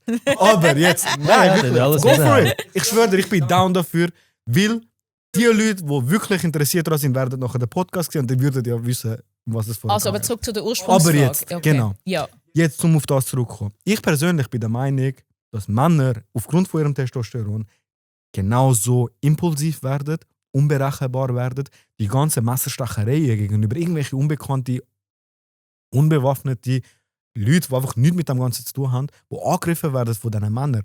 Dort ist in meinen Augen der toxische Feminismus schuld. What? Begründung. Toxischer Feminismus. Die Frauen, die den Männern... verantwortlich für einen Mann, der bist mit du einem toxische Messer... Feministin? Nein. Also, okay. Wieso fühlst du dich angesprochen? Ich rede von dem toxischen Feminismus. Die Frauen, die den Männern ihr Recht oder das innerliche Gefühl wegnehmen, dass sie ein Mann möchten sein. Weil ständig heisst, du als Mann, lass deine Emotionen einen freien Lauf. Ja, sie machen es. Da hast du das Messerstecherei. Sie lassen deine Emotionen einen freien Lauf. Aber das muss ich klar widerlegen. Aber dann gehst du nicht mit dem Messer Tiefe Testosteron sorgt dafür, dass Leute impulsiver und aggressiver und gereizter sind. Das stimmt nicht. Das Testosteron tut dafür sorgen, dass man impulsiver ist. Ich kenne Leute auf Testen, die ausgerastet sind, meine Kollegen. Ein stabiler... Ja, aber vergiss etwas nicht. Es geht dann auch noch da drin. Aber tatsächlich, Leute mit tiefem Testosteron haben selber Depressionen, woran ich nicht glaube. Dann, sie haben grundsätzlich weniger Lebenswillen. Ich selber glaube nicht an Sachen, die mir Kraft wegnehmen. Wenn etwas in meinem Kopf drinnen ist, kann ich das selber beheben mit Meditation. Aber wenn du Depression hast, dann glaubst du nachher dran, weil dann weißt du, dass es echt ist. Das Ding ist, ich selber bin der Meinung, dass du selber im Kopf drinnen an dir selber arbeiten kannst. Ich bin in Indien im 2018 und habe einen 10-Tages-Meditationskurs gemacht. Und ich kann dir ganz ehrlich sagen, wenn Leute da außen, und das meine ich jetzt gerade voll for real, nehmen wir schnell den Spaß auf die Seite, das sollte wirklich ein kleiner Mehrwert sein, wenn du mit Panikattacken zu kämpfen hast, wenn du mit psychischen Stimmungsschwankungen zu kämpfen hast und dich selber zentrieren willst, dann mach deine Augen zu. Und das ist simpel. Mach deine Augen zu. Wenn wir es gerade schnell machen, mach mal schnell mit, bitte. Ich habe schon die ganze Zeit. Nimm schnell deine Hand vor dich an. Zuerst mal schnell Hand führen. Hand auf, einatmen, ausatmen. Einatmen, ausatmen. Jetzt platziere deine Hände so vor dich an, als hättest du einen Böllen vor dir und spür oder probier deine Fingerspitzen zu berühren, ohne dass sie sich berühren und spür sie, wie sie immer näher kommen. Ich hasse so Sachen. Ich spüre die Wärme schon zwischen meinen Händen. Aber ich bin nervös, wenn ich so Sachen machen muss. Aber es funktioniert. Ab einem gewissen Punkt fängst du an, deinen Puls zu spüren. Ja. Fokussiere dich auf den Sachen Puls. Nicht. Ich verspreche jeder Person da draußen, die mit Panikattacken zu kämpfen hat, mit dieser Technik wirst du keine Panikattacken haben. Mega oft. Das Einzige, was mir geholfen hat, war Temesta. Das ist Das Chemie. Ich habe Panikattacken Das ist Chemie. des Ich Todes bin gehabt. Inder. Einmal in Indien. Okay, aber wir schicken Weißt dich du? einmal ins Ayurveda mit der Ich Frau habe keine. zusammen. Nein, nicht Ashwagandha, Ayurveda mit der Frau. Und dann kannst Nein, du- ich meine, ich habe keine Panikattacken. Aha, okay, schön. Aha. Nein, aber zurück zu dem Ding. Das hilft. Männer, die toxischen Feministinnen sind Ja. es hat schon lange viel Gewalt gegeben von Männern und Das ist Gewaltdelikte, krank. bevor es Feminismus gegeben hat. Und auch in den Ländern, wo die Frauen kein Recht haben, wie Afghanistan, gibt es das immer noch. Und ich habe mit meiner Großmutter geredet zu dem Thema und sie ist ja in einer Zeit aufgewacht, wo sie kein Stimmrecht hatte und vor allem ihre Mutter, und wir reden davon, ihre als Kind. Also dort war es wirklich so, der Vater hat natürlich den Lohn gehabt und der Vater ist der Einzige, der Lohn bekommen hat, jeden Freitag, dort war es noch. Und der ist dann das immer am Freitag versaufen und ist besoffen heimgekommen, hat vielleicht die Frau noch verschlagen und vielleicht die Kinder auch noch. Und dort ist kein Feminismus, sie hat kein Recht gehabt. Und sie hat ihm dann das Geld aus der Tasche rausnehmen, weil sie gewusst, er hat ja gesoffen und er denkt einfach, er hat alles versoffen, damit seine Familie kann ernähren kann. Also die Probleme mit Gewalt und so, die hat es schon gegeben, bevor es Feminismus gegeben hat. Und ich glaube, da müssen wir schon ein bisschen dagegen heben. Ich denke nicht, dass wir jetzt Frauen, die randalieren an einem Paradenplatz, dafür verantwortlich sind, dass nachher Männer mit dem Messer rausgehen am Freitagabend. Ja, nein, das sind stimmt. separate Ich glaub schon. biologische Absolut. Phänomene. Ja, sicher. Aber dass es Wut das Ding auslöst ist einfach schon, nur, dass Leute, Aber nicht. also Männer zumindest, junge Männer, ich kenne es von Militären, ich kenne es einfach im Austausch mit jungen Männern. Hey, es ist nicht meine persönliche Meinung, das ist das, was ich in meinem Umfeld, mit den Mitmenschen rausgehöre. Und das Militär ist ein mega guter Median von der Bevölkerung, als Widerspiegelung von dem, was die Bevölkerung... Ich habe dort Leute aus dem Berner Oberland, gell, dort plötzlich, keine Ahnung, irgendwo gibt es einen Unfall oder so und dann hörst du einfach, Dompi, Scheiße gelaufen, Dompi. Was ist das da? Ja, schade. Was C'est en heisst das, français, Dompi, ja. Kennst du es nicht? Nein. Nein. Ça c'est Dompi, ja. Okay. Aha, nein, das parle kann ich gar français nicht. maintenant, hein? Nein. Ja, aber ich glaube Aber jetzt nicht, dass schade. Militär Und dann hast du aber auch akkurat- Leute, die nachher kommen mit, ey, nein, voll Scheiße, Mann. Alter, Scheissdreck. Aber es ist mega diskriminierend. Wieso müssen Frauen nicht ins Militär? Und Männer Ich schon? finde das korrekt, check ich auch. also. Ja, ich finde das Wieso auch sollen korrekt, Frauen sorry. ins Militär? Ja, aber ich habe Nein. mich extra Hallo? müssen doppeluntauglich machen. Ja. Ich habe extra am Abend ich mich voll laufen lassen. So. Ich bin voll Nein, drauf gegangen. aber das ist ja unser Ursprungsthema. Ein bisschen Rollenverteilung ist ja schon gesund. Ja, Absolut. aber wieso? Die Ich braucht's. habe keine Lust Rollenverteilung gehabt. Ich braucht's. musste zahlen. Ich musste 10 Jahre zahlen Du bei bist der auch ein scheiß Mann, du Militär. kannst auch zahlen. Ja, Sollst ja. du verdienen Ja, Geld, aber wenn ja, du schon gleich. so viel Zeit hast. Ja, ich habe gezahlt. Ich habe kann ja jährlich gezahlt, 10 Jahre. 4 Wochen ins Militär, wo Aber ich nur weil nicht ich ein Mann arbeiten kann. bin, habe ich müssen zahlen und eine Nein, Frau du kannst muss doch nicht zahlen. Weißt du du, kannst was ich nicht Sicher, für das sind Männer gemacht. Frauen wollen nicht ins Militär. meine? Ja, aber die Feministinnen sollten ja an der ersten Stelle sein. Du bist ja dort Oberleutnant oder sonst Ja, irgendwas. hast du das Hat's Gefühl, viele ich will Frauen irgendwie- gehabt dort? Ich Wo sind die habe Feministinnen? lustigerweise Sind die dort tatsächlich, vor allem für die Anschuldigungen, dass ich Probleme mit Autoritätspersonen habe, die weiblich sind, meine Kommandantin ist tatsächlich eine weibliche Person. Und ich respektiere sie, ich salutiere sie und gebe ihr den kompletten Respekt für ihre Kompetenz, für ihren Grad als Hauptmann. Mhm. Wenn sie das Hauptmann. hört, dann meine ich das komplett als Hauptfrau, genuinely. oder?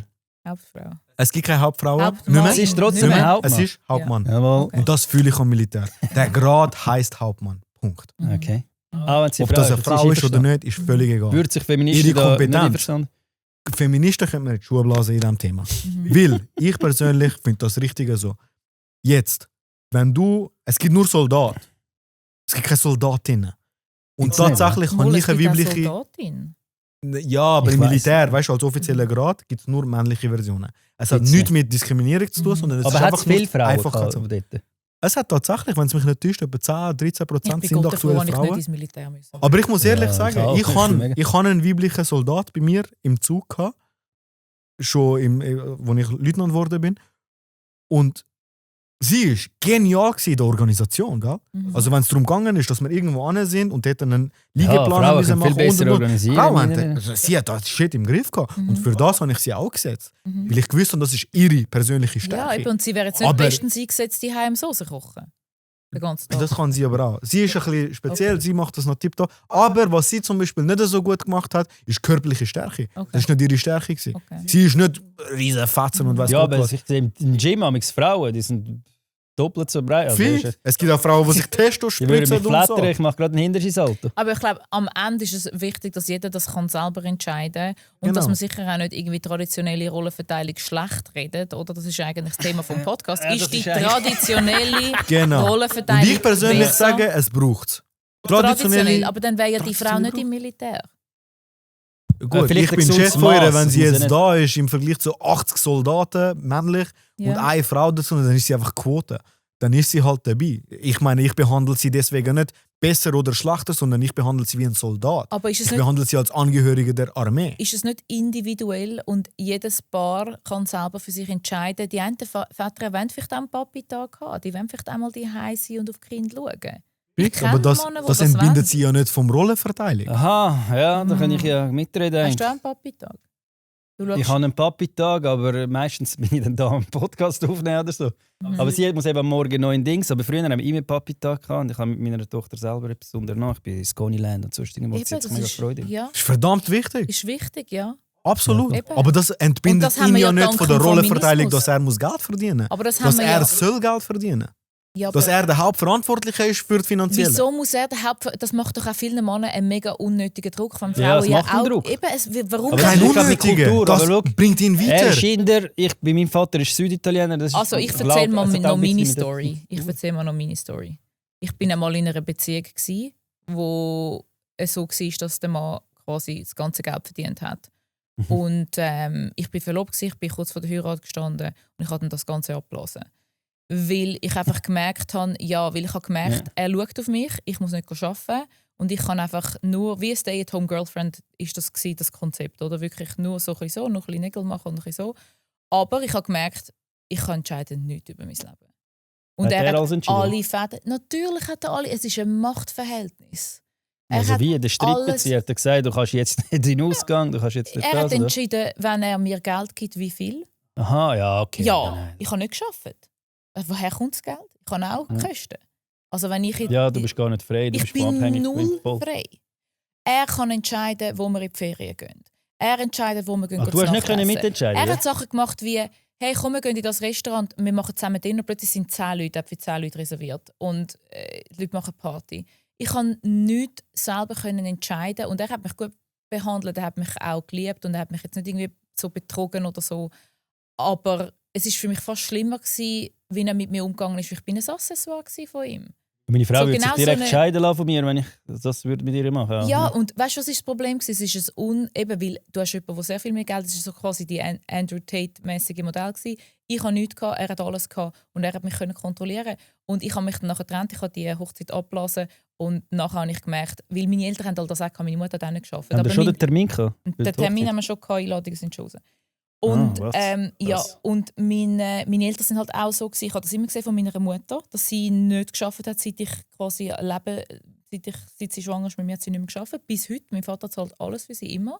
Und er hat das immer gemacht, ohne Wenn und Aber, und hat sie nicht unter Druck gesetzt. Und ich habe gedacht, cool, das ist mein Modell. Und ich habe auch gedacht, ich kann gar kein Geld verdienen. Also ich bin halt so aufgewachsen. Ich habe gedacht, nur Männer können das. Und dann hatte ich halt so eine schlimme Erfahrung mit dem. Ich musste mich trennen. Und dann habe ich gemerkt, weißt du, ich kann es auch selber. Und jetzt bin ich halt so, ich zahle meine Ferien selber, ich zahle meine Sachen selber, ich zahle meine Wohnung selber, ich zahle alles selber. Und ich geniesse halt auch eigentlich den Luxus, dass ich kann sagen, ich muss nicht einen Mann auswählen, wegen wie viel Geld er verdient, sondern ich wähle ihn aus wegen seiner Persönlichkeit. Selbstverständlich kann ich dann vielleicht Männer haben mir gefallen, die weniger Geld haben verdient haben als ich. Ist auch schon passiert. Und dann habe ich nicht das Problem damit, sondern sie. Weil sie sich nicht genug Mann gefühlt hat. Und das führt dazu, dass ich einfach so finde, was ist das für ein Seich? Ja, ich wenn will so, doch einfach aber- mit dem sein, wo mir matcht als Persönlichkeit. Und dann schauen wir zusammen, wie wir das Ganze aufteilen. Und Ja, schlussendlich, mega kompliziert, das, das ist wieder ja, schon. und dann musst schauen wir schauen. doch einfach, was verdient der Haushalt, also ich und er zusammen. Und dann teilen wir das irgendwie auf. Und dann Wir tun noch teilen die einfach Aufgaben alles durch verteilen. 2, scheißegal. Eben, Einfach alle Rechnungen, wir schauen gar nicht. Sie kauft mir einfach durch 2, fertig. Finde ich eben auch. Am Schluss bist du ja dann Ja, eine stimmt. Einheit und ist doch egal, wer wie viel in das reinbringt, ob gerbt, ob selber verdient, ob wie auch immer. Ich sehe das Ganze eben nicht mit dem Mann muss der Versorger sein. Aber selbstverständlich kann ich Puff mit dem Nachbarn oder kommt mich jemand bedrohen. Oder letztes Jahr nicht so einen Uber-Fahrer, der mich belästigt hat. Natürlich habe ich dann einen Mann anrufen, die dann auf ihn losgegangen sind. Hat der oder? Schweizer gesagt? Hm? Hat der Schweizer gesagt? Nein. Der Eidgenoss?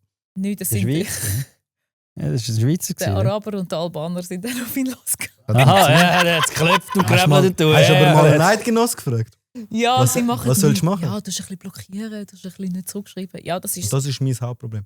Aber fangen wir zuerst mal an. Aber das ist wieder Zuerst so ein mal- heikles Hey, nachher Thema. müssen wir So langsam Du zu den entscheidest, Dingsfragen kommen. Ja, Ah, fix. ah, wir haben Also immer nur noch schnell, Fragen. zuerst schnell, weil das ist mir wirklich ein Anliegen.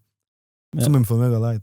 Mhm. Ich kann mir nur vorstellen, wie sich das anfühlt, kurz von einer Hochzeit müssen abblasen. Ja. Das tut mir wirklich von Herzen leid. Danke. Nicht als Mann, sondern einfach als Mensch. Ja. Aber du bist ja froh Ich gewesen, oder? habe es nie bereut. Gott Bro, sei Dank habe ich es aber gemacht. was es trotzdem mit einem Ja, innerlich es macht kann einem. auslösen Und vor allem die machen. Mutter, die dann noch sagt, hey, du wirst nie mehr so einen finden und so. Aber ich weiss jetzt rückblickend, der hat dann Definitiv. nachher noch Wirtschaftsdelikt am Hals gehabt und dies und das. Der hätte nie Vater sein von meinen Kindern und ich habe es richtig gemacht. Noch Dreck am Stecken. Definitiv. Und das freut mich. Dass, Nein. Schwule haben einen anderen Dreck am Stecken und so einer hat einen anderen Dreck am Stecken. Homophob. Ja, ja. Aber schade ist, aber willst du irgendwann mal ein Kind haben? Hey, inshallah, Bei ihm ja. weiss man es ja nicht. Ich hätte gerne Kind, aber es ist auch okay, wenn es nicht passiert. Weil wenn, dann nur mit der richtigen Person. Lieber keine als mit einem, wo... Also ich kann dir sagen, als Mann, Mhm. mit dem Mindset, das du hast, wirst du definitiv eine gute Mutter von einem Sohn. Ich weiss nicht, wie Aber es du bei hast der etwas Ich hätte Tochter auch Spezielles ist. noch lieber gemacht, einen Sohn. gell? Ich habe das Video von dir gesehen. Ich habe Eierzellen eingefroren, ja. Eben, wieso Ja. hast du das gemacht? Ja, dass ich noch ein bisschen mehr Zeit habe. Ah, dass du eben, weil du willst eigentlich schon Kind, Ja. wenn du das willst machen. Ich bin Sonst wirst du das 36 ja- und sonst müsste ich wie jetzt anfangen Mit mit der Familienplanung und biologischen so Uhr. kann ich noch in 5 Jahren noch entscheiden. Ich wünsche dir, dass du auch den richtigen Mann dafür hast. Danke. Weil Eben, das weil nicht, braucht. ich will Es nicht geht ein nicht Idiot. ohne. Nein, Dann habe ich definitiv wirklich lieber kein Kind. Weil so eine Patchwork-Familie und so, Das das will funktioniert ich nicht. einfach nicht. Dann tue ich lieber irgendwie einfach auf Kinder aufpassen von meinen Kollegen sogar noch. Absolut. Also das Kind Ja, dann bist du die ist coole ja ein Tante Kind. oder so. Ein Lebewesen ist ein Lebewesen. Es Du bist muss mit nicht... 40 mit 7 Ja. Katzen. Ja? Nein, nicht Katze. Meine Mutter hat aber Katze, ich liebe sie. Nein, also, aber Ja. zum Zurückkommen, nur schnell, als einfach, dass du weißt, ich persönlich bin der Meinung, Rollenverteilung grundsätzlich heisst nicht, der Mann muss nur arbeiten, kommt heim, tut seine Füße auf den Tisch und das kalte Bier ist parat. Und die Frau schaut auf das Kind und sie ist die ganze Zeit nur in der Küche und macht nichts anderes. Mhm.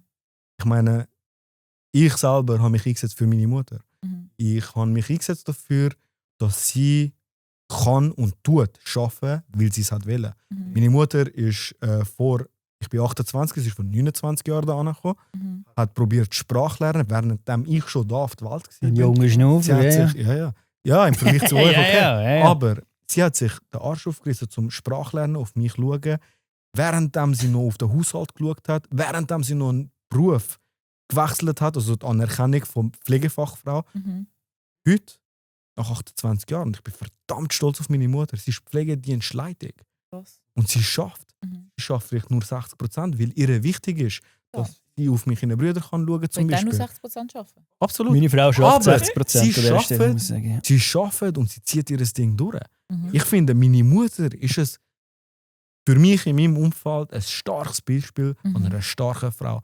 Sie hat 2 starke Söhne auf die Welt gebracht. Sie hat 2 starke Söhne erzogen, ihnen die richtigen Werte mitgegeben. Der Respekt vor einer Frau. Dass eine Frau wie eine Prinzessin sollte behandelt werden.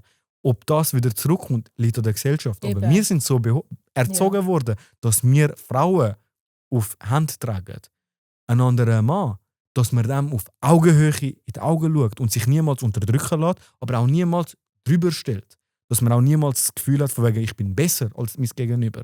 Dass man ein Zettel von dem, was man verdient hat, zum Beispiel als Mann, dass man das spenden für gute Zwecke, dass es der Allgemeinheit ebenfalls hilft. Ein guter Mann ist, das habe ich alles von meiner Mutter gelernt, dass man verantwortungsbewusst ist. Ein Mann, ein Wort. Mhm. Dass man das, wenn man irgendetwas gesagt hat, dass man das dann auch durchzieht. Und wichtig, der Respekt zu seinen Mitmenschen. Mhm. Klar, ja, ich kann jetzt noch so provokativ sagen, von wegen, die Frau gehört in den Haushalt, das ist mein Leben, ich sehe das so. Hättest du musst du eigentlich auch, jawohl. Nein, sonst Also. macht Spaß. Für, Aber warte, Frauen sind komplizierter, muss ich schon sagen. An dieser Absolut. Stelle. Frauen sind Hast viel du schon mal- Diskussionen Und mit jetzt- Frauen. Ja. Oder? Der, Mann, ich kann jetzt da diskutieren. Nein, sind wir ehrlich. Ich meine, du kannst niemals eine anständige, rationale, ruhige Diskussion mit einer Frau haben.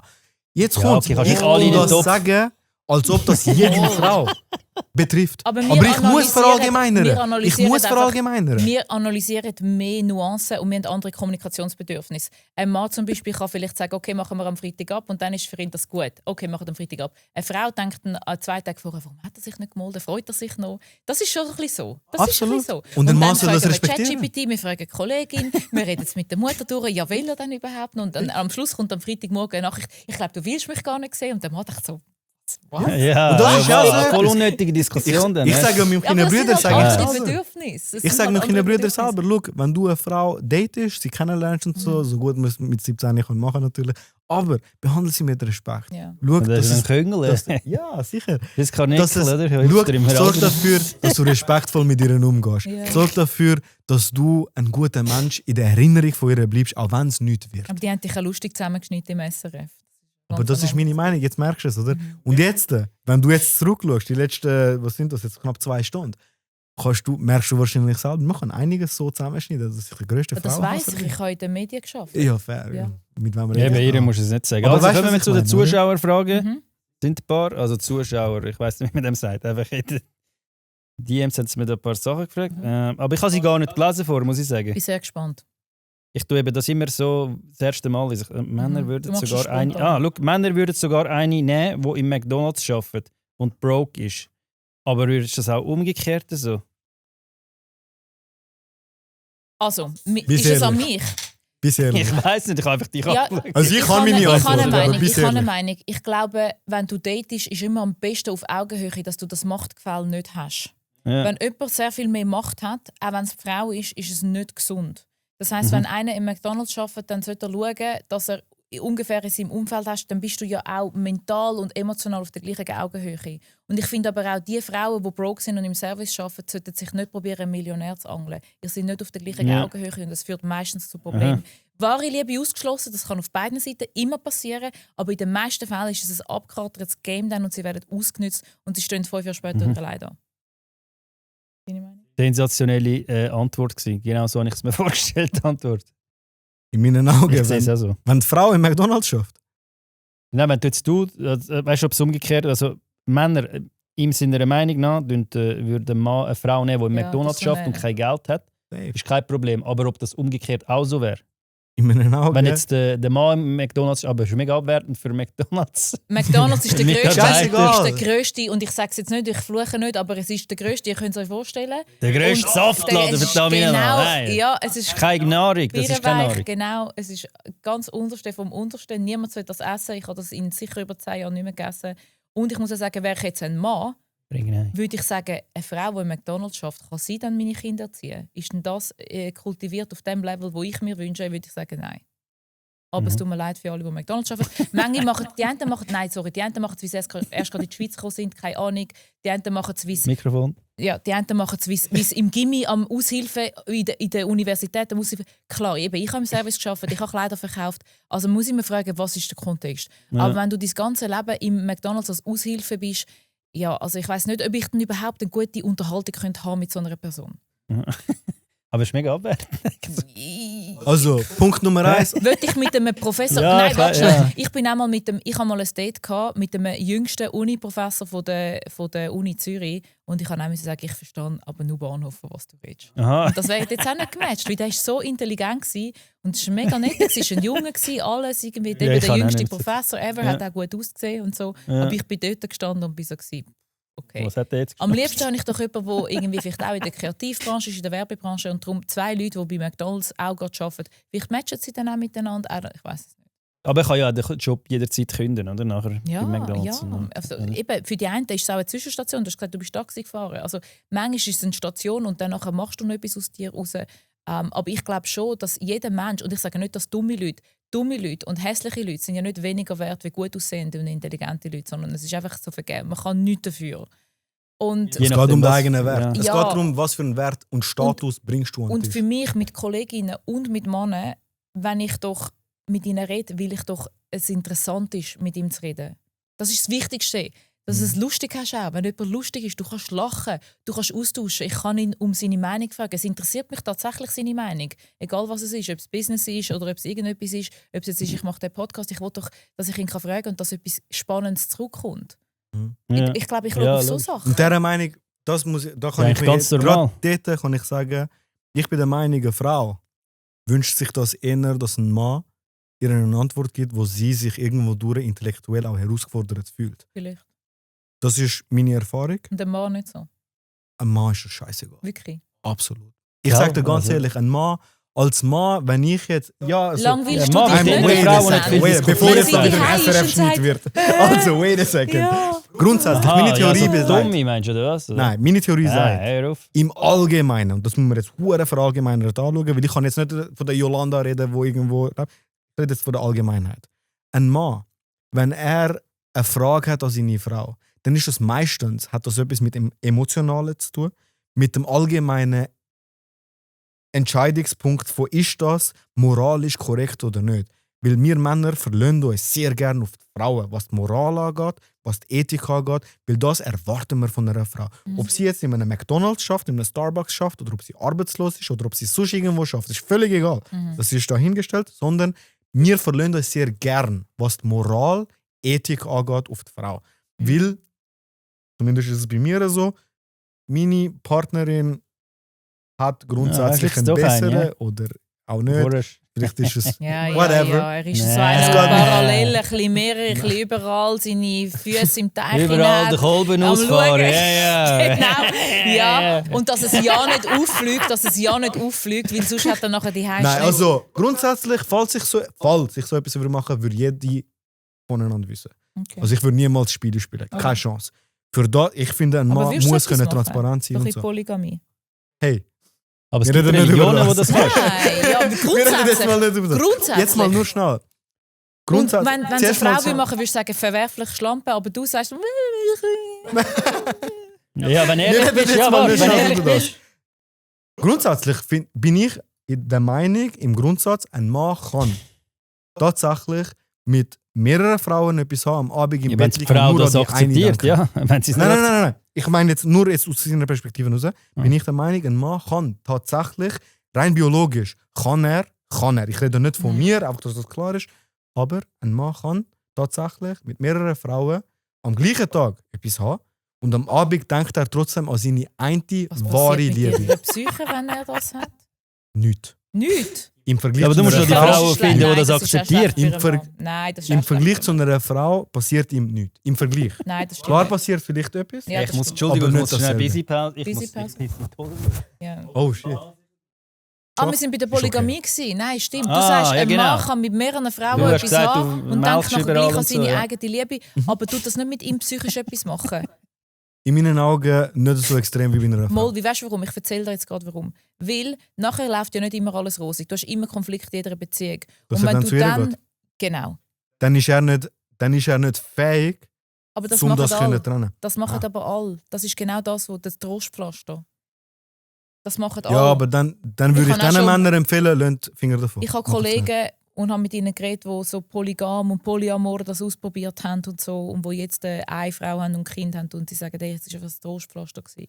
Und erst, als ich mich auch konzentrieren konnte und ich musste meine Impulse abstellen und ich eigentlich ein besserer Mensch werden, egal ob religiös oder nicht, habe ich können meinen Fokus finden, um etwas zu haben und mehr Tiefgang leben in dem, anstatt ständig, es passt mir da nicht, ich suche mir etwas Neues. Das ist auch Der bei Keypoint, Männern den du jetzt gerade gesagt hast, ist, ich muss meine Impulse abstellen. Ja. Wenn du als Mann impulsiv bist, dann bist du in meinen Augen gar nicht bereit dazu, um irgendeine Form von Beziehung einzugehen, weil du bist zu kontrolliert von deinen Emotionen und zu impulsiv. Dann musst du gar nicht erst daran denken, dass du noch mehrere Frauen und weiss Gott Eben, was aber wenn hast. du keine sondern zuerst Impulse schaff an mehr dich hast selber. und du Schaff an dich weißt, selber. ja, aber wenn du deinen Impuls im Griff hast und du ja ganz genau weißt, dass es deine Frau verletzt, wenn du sie betrügst oder nebenbei noch andere hast, machst du Dann es doch mach's gar nicht. nicht mehr. Nein, Eben, absolut. Warum gibt es Wenn denn du so viele respektvoll Männer, die bist. das machen? Die meisten machen das ja.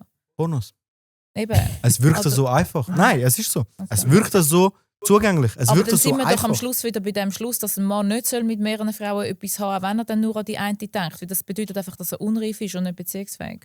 Nein, wenn er selber in seiner Welt, in seiner moralischen Einstellung oder ethischen Einstellung, was auch immer, fähig ist, seiner Frau gegenüber, seiner Königin, kann gegenüber in die Augen hineinschauen und ihr von Herzen sagen, ich liebe dich und du bist für mich die einzige wichtige Person. Etc. Aber ich brauche ab und zu noch ein bisschen Sidekicks.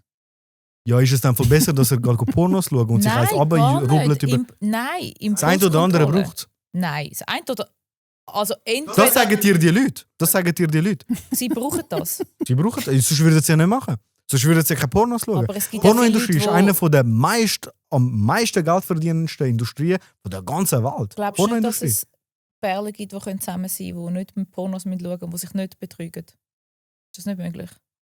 Betrügen, Ja, ja, also, aber sollte willst du mir eigentlich sagen, möglich es gibt, also in meinen Augen sind Männer, die Pornos schauen, genauso Betrüger wie die Ja, aber ist es nicht Ist möglich genau für gleich einen schlimm. Mann, um so in sein Zentrum zu kommen? Ich würde dann sogar argumentieren, dass er noch mehr Geld verdient, nachher, weil er konzentrierter ist, wenn er Sollte. sich nicht mit so vielen Frauen und Bestätigungen und so ablenken. Absolut, absolut. Weil wenn jetzt meine theoretische Frau würde tatsächlich dafür sorgen, dass sie mich einfach aufhypt. Mhm. Einfach das Herzige gegeneinander aufpushen. Eben so das Hypen. Ich sage ihr, Schatz, voll stolz auf dich, dass du das und das erreicht hast. Sie sagt mir das. Wenn ich jetzt aufgrund von dem Mhm. keine Pornos schaue, keine andere Frauen gehen, mit denen irgendetwas haben etc., Mhm. dann ist das viel gesünder, Mhm. als wenn der Mann heimlich, und oftmals ist es heimlich, sind wir ehrlich, Ja. welcher Mann ist voll stolz drauf und sagt seiner Frau, Schatz, ich schaue Pornos, ich habe gerne zuzuschauen, Gangbangs und ich stelle mir vor, nein, sorry, aber what the hell, weißt du, was ich meine? Mhm. Macht ja keiner. Es wird sowieso gemacht. Und darum finde ich persönlich, die Männer, die Pornos schauen oder Frauen betrügen gegen den Willen von ihrer eigenen Hauptfrau, die sind gar nicht erst fähig dazu, um überhaupt eine Beziehung zu haben. Ja. Schaffen Und zuerst darum an sind euch so viele selber. Frauen Sind dich Single. selber ja. Nein, sind wir ehrlich. Mal. Frauen sind Single, weil sie sich oftmals emanzipiert fühlen und das Gefühl haben, nein, ich bin selbst ist die Frau, weißt du was, ich kann den Shit selber machen, Das stimmt ich nicht. brauche keinen Ja, aber bei Mann, ihr ich sehe ich das brauche jetzt das nicht unbedingt nicht. so. Frauen weiss sind nicht. Single, weil sie keinen Bock haben auf so Männer, die eben so unreguliert sind und entweder müssen da und dort irgendwelche Sachen auf der Seite machen und dann haben sie keine Lust, sich auf eine Beziehung einzulassen. Und manchmal haben die Männer nicht mal noch den Mumm, das ist noch was anderes. Sie haben noch Angst vor dem Korb. Sie trauen sich gar nicht mehr wirklich Frau auf das zu fragen. Ich habe so schöne Kolleginnen und gescheite Kolleginnen, nette, die sagen, hey, das letzte Mal mich mal überhaupt auf ein richtiges Date Von Ewigkeiten gefragt hat. her. Von Ewigkeiten. Sie können nur besoffen im Ausgang, können sie vielleicht mal schreiben, hey, Schatz, Aber weißt du bist du wieso? gegangen? Weißt du wieso? So Es gibt mega. Instagrammer, ich kenne einen, ich habe jetzt ihren Namen vergessen, veröffentlicht amigs, wenn Leute ihr schreiben. Ja. Und ich muss ehrlich sagen, ja, ich schon gesehen. es gibt Typen, klar, Ja, schade, es hat Texte, wo ich muss sagen so, Brüder, Ja. what the hell, braucht ChatGPT oder so, komm jetzt, Ja. Alter, reiss dich zusammen. Aber dann hat es wirklich anständige Sachen, so hey, ich finde dich voll hübsch, du siehst mega gut aus, ich würde dich mega gerne auf Ja, ein aber Date das sollte man einladen. nicht veröffentlichen. Und dann wird das einfach veröffentlicht. Ja, das ist nicht okay. Das ist nicht okay. Ja, okay, Es musst ist ja beide damit, aber Seiten. du musst ja nicht so Scheiß schreiben. Aber ich sehe zum Beispiel bei meinem Also ich Bruder. finde den Text, den ich jetzt gerade gesagt habe, das finde ich voll okay. Also ich Ja, fände besser okay. wieder ein bisschen klassisches Dating. Ja. Nicht 7 Leute daten, nicht auf den Apps sein, genau, dich nur auf jemanden einladen. Weil Frauen können natürlich das Gleiche machen. Es geht ja nicht nur um Sex. Sondern ich kann ja auch jemanden treffen und dann kann ich aber noch mit 7 anderen Männern einfach nur schreiben und genau das Gleiche machen. Also okay, er passt Aber mir sind wir nicht, ich nehme ehrlich? den nächsten. Und das ist einfach ungesund. Als hättest du jetzt nicht eine komplette Liste voller DMs, wo dich Leute angeschrieben haben. Ich sage jetzt nicht positiv und respektvoll, aber einfach nur Typen, die dich angemacht haben. Wie oft hast du das? Wöchentlich. Wie oft gehst du mit deiner Uhr Liste durch? Nein, löschen, Ja gut, du hast ja Arschloch, gefilterte asozial. Inbox und Gut. Aber Weisst- in der Theorie, als Frau, ja. oder? Aber ich habe nie mit Und- einem Mann angefangen zu schreiben, der mir im Internet geschrieben hat. Fair. Aber ich sage nur, Ja. wie viele Anfragen bekommst du, oder? Viel, ja. Wieso nimmst du nicht so einen? Das sind alles Männer. Nein, weil ich finde, du musst dich im echten Leben treffen. Ich mache das Internetzeug Getraut sich nicht. keiner. Weder Ja, Tinder, getraut ich bin sich nie keiner. auf einer Dating-App gewesen und man kann mir auch nicht auf Instagram schreiben. Es muss in Real Life passieren und für mich persönlich jetzt idealerweise, ich gehe eigentlich nur noch mit Mann überhaupt an ein Date, wenn er empfohlen wird mir von jemandem, den ich kenne. Ist auch gut. Ja, wenn er Aber jemand würdest du einen Empfehlung Mann macht. Wenn daten, ich wo- jetzt meinen Brüder würde dir empfehlen, Wie groß ist er? Auch 1,25 Meter Nein, nein, wie mir, ist oder grösser Vielleicht was? als ein ich bisschen mein Bruder, Background-Info. Ja, ich will wissen, wie ist er unterwegs, was ist er für ein Typ. Keine Ahnung, glaubt er an Würdest du einen Gott, Mann glaubt er daten, nicht der an Gott? kleiner ist als du? Ja, habe ich auch schon gemacht. Ist nicht wichtig. Unwichtig. Ist das unwichtig? Also es Unwichtig. ist Was für er dich verdient. du unwichtig. umgekehrt, du 2 Meter Frau, würdest du sie daten? Tatsächlich. Also nicht, dass das jetzt... Ey, Burn. also einfach das, Die ist ja nicht 2 Meter, aber, aber ich meine jetzt... Nein, ich meine jetzt Körpergröße. nicht auf das bezogen. Grundsätzlich, ich kann tatsächlich hauptsächlich nur größere Frauen Ja. als ich daten. Ja, hey, sind wir ehrlich, ich kann nicht mehr... Sonst hätte ich fast keine Auswahl mehr. Aha. Ja, nein, sind wir ehrlich, ich bin ein kleiner Nein, Mensch. ich finde Körpergröße unwichtig, was jemand verdient unwichtig. Mehr noch Intelligenz, eben Intellekt, kann ich eine gute Unterhaltung mit dieser Person führen, ist ein Gespräch angenehm, mehr so Sachen. Eben Zuverlässigkeit, die menschlichen Werte. Was hat er für Werte? Wie behandelt er seine Mutter? Wie redet er über seine Ex-Freundin? Eigentlich All so Sachen. normale wäre, die eigentlich normal sollte sein. eigentlich normal. Aber glaubst du mir, ich kann mir Eigentlich gut ist das- vorstellen, dass sie dass man das gehatet eben- wird, aber weil es sie ist die noch Sachen krass. gerade gesagt hat. Ja, ja. Ich kann mir gut vorstellen, dass sie gehatet wird, weil sie jetzt gerade gesagt hat, sie will einen Mann daten, wo schaut, also sie schaut darauf, wie er seine Mutter behandelt. Sie schaut darauf, ob er moralisch einen guten Kompass hat oder nicht, ob er ethisch die gleichen Werte vertritt wie sie. Sie als Frau im 2026 kann gehatet werden aufgrund von diesen Einstellungen. Ja. In dieser Zeit sind wir angekommen. Und ich finde das krank. Ich finde das krank. Wollen wir mal schauen miteinander? Ja. hä? Hast du noch eine neue Frage, Mirko? Also, erzähl mal. Ja. Einer hat geschrieben, hast keine Angst wegen Branddeals, wenn du über so Sachen redest. Emperor, was heisst Emperor? Emperor. Das ist dein bin Name. ich, Emperor. Ja. Ah, du hast. Ja, Aha, das, okay. ist auch, so- das ist auch aus dem Flux rausgekommen. Ich liebe Hast du Branddeals, die oder? Emperor. Habe ich Brandings? Sicher. Ja, aber wenn wir über diese Themen reden, sollte man eigentlich nicht kein Branddeal. Also ich finde jetzt das nicht schlimm, was wir Hey, so also da können wir einen gesprochen Marketing-Talk machen. haben. Es ist wirklich so, dass Marken Können wir den Gusti? Vorgaben Sie kann haben. mit dem Gusti, Ja, komm mit ihr gern. und mit mir einen Talk machen. weil Aus das ist, Gelegenheit. ja, das wäre so ein Gast, genau, weil das ist also wirklich ein Thema. Du musst Krank. so konservativ sein für viele. Jetzt nicht für alle. Ich habe auch Branddeals sonst. Es gibt natürlich Firmen, die cool sind, aber viele Firmen ist einfach so, sobald du politisch bist, sobald du irgendetwas suchst, bist irgendetwas, was gesellschaftlich irgendwie Aber das jetzt könnte. nicht. Auch das. Ja. Ja, Schönen Komm, Abend. machen wir deinen Podcast jetzt viral. leider. Lieber Gast, ich habe nichts zu verlieren. Die Frage ist ja an mich gerichtet, ich habe nichts zu verlieren. Frauen gehören in die Küche, Männer sind besser im Fahren. Soll ich gehen, Mirko? Soll ich kochen? Oder? Da kannst du uns nachher noch etwas Machst kochen. Ich habe nachher Hunger. so ein Sandwich bitte, ja? Ich kann aber bitte gesagt. Einfach der Respekt gehört immer noch Danke dazu. vielmals. Aber Rollenverteilung, oder? Nicht, dass Ich ich kann nachher noch nichts in den verlieren. Weich schlägst. Ne? Nein, Also sind wir wenn er ehrlich. gegen Ich mich habe kein probiert Brand. kämpfen, dann gibt es einen Job. Ah ja, stimmt, sie macht ja Kampfsport. Das erwarte ich aber auch von einer starken Frau. Ja, muss man Sie bin ich ganz ehrlich, dass ihre... Plus ist sie Aber nein, grösser. warte, das kommt nicht dazu. Nein, damit- sonst bin ich zu links, wenn ich das jetzt, zu liberal, wenn ich das sage, dass das gut ist, wenn du dich selber kannst verteidigen. Wichtig. Weißt du, wie wichtig? Aber nein, dann bin ich zu liberal, weil dann passe ich eben nicht an Leute ins Frame rein. Also, Frauen gehören in die Küche rein, Frauen sind besser im Haushalt rein, Frauen sind besser in der Erziehung der Kinder, Frauen sind, was ist noch gewesen? Sind gemacht zum Sandwiches zu erstellen, Frauen sind dafür gemacht zum... Frauen sind komplizierter. Frauen sind extrem kompliziert, nicht nur komplizierter, sondern Komplex. extrem. Aber look, ich will komplex. wirklich nicht alle, ich bin einer, der das Ja. hasst, der das nicht so gerne hat, alle in den Topf schmeißen, weil es sind Ja. alle verschieden. Ich bin unbrauchbar im Haushalt. Ich habe eine Putzfrau. Meistens koche ich nicht das schreckt selber. ab. Frau, hä? Ja. Du bist ein toxischer Maskulinist. Nein, sorry. Hast du Oh. eine Putzfrau? Wieso kein Weil, ich Putzmann? sage dir warum. Weil ich verdiene mehr im Stundenlohn, als mich Putzfrau kostet. Nein, Du mein sagst Problem ist, dass kein Putzfrau. Mann Ich ist. will Putzen. nicht einen fremden Mann in meiner Wohnung haben. Aha, Warum? Weil ich mich wohler fühle mit einer Frau. das ist Aha. toxisch im Nein, ich will auch nicht einen männlichen Masseur. Und eine Trans-Person? Ja, nein, jetzt ist ganz. Ja. Ich frage dich jetzt ganz normal. Das würde mich jetzt nicht stören. Ich glaube, Gell? ja, also nein. Also, Dann nicht. nein, ich habe nichts gegen Transmenschen, gar nicht. Solange Okay. es nicht um sportlich geht, wo biologische Sachen eine Rolle Sag dir spielen. Nein, nur als Ja. Putzmann, Putzfrau. Putz- Putz non-binär. keine Ahnung. Reinigungshilfe. Ja, ich will nicht einen fremden Mann in meiner Wohnung Okay. haben, während ich ja dann meistens auch nicht rum bin. Ja. Das fühle ich mich ein bisschen, das ist ein bisschen komisch. Geht er deine Lips durchsuchen? Keine Ahnung, genau, Verkauft was sie er auf macht. OnlyFans oder so? Ja, aber auch wenn eine Frau das würde machen, wäre. Also ich habe grusig. wirklich angegeben, ich habe so eine Firma und ich habe angegeben, ich will eine weibliche Person. Tatsächlich. Okay. Stehe ich dazu. Ja, okay. Also, zum Zurückkommen auf die Frage, die er gestellt hat. Nein, ich habe keine Angst vor Brand-Deals, weil ich keine habe. Das ist für mich komplett ein Sidequest. Ich habe meine Businesses, die laufen, abseits vom Online-Leben. Ich habe meine Unternehmen und Investments, die ich mache, die nichts mit dem Öffentlichen zu tun haben. Tatsächlich habe ich dank dem SRF auch einen kleinen Schub gemacht mit dem Geld. Also, das hat mir geholfen, muss ich ehrlich sagen. Aber nein, ich habe keine Angst vor diesen Brand-Deals, weshalb ich aber auch kann sagen, was ich sage.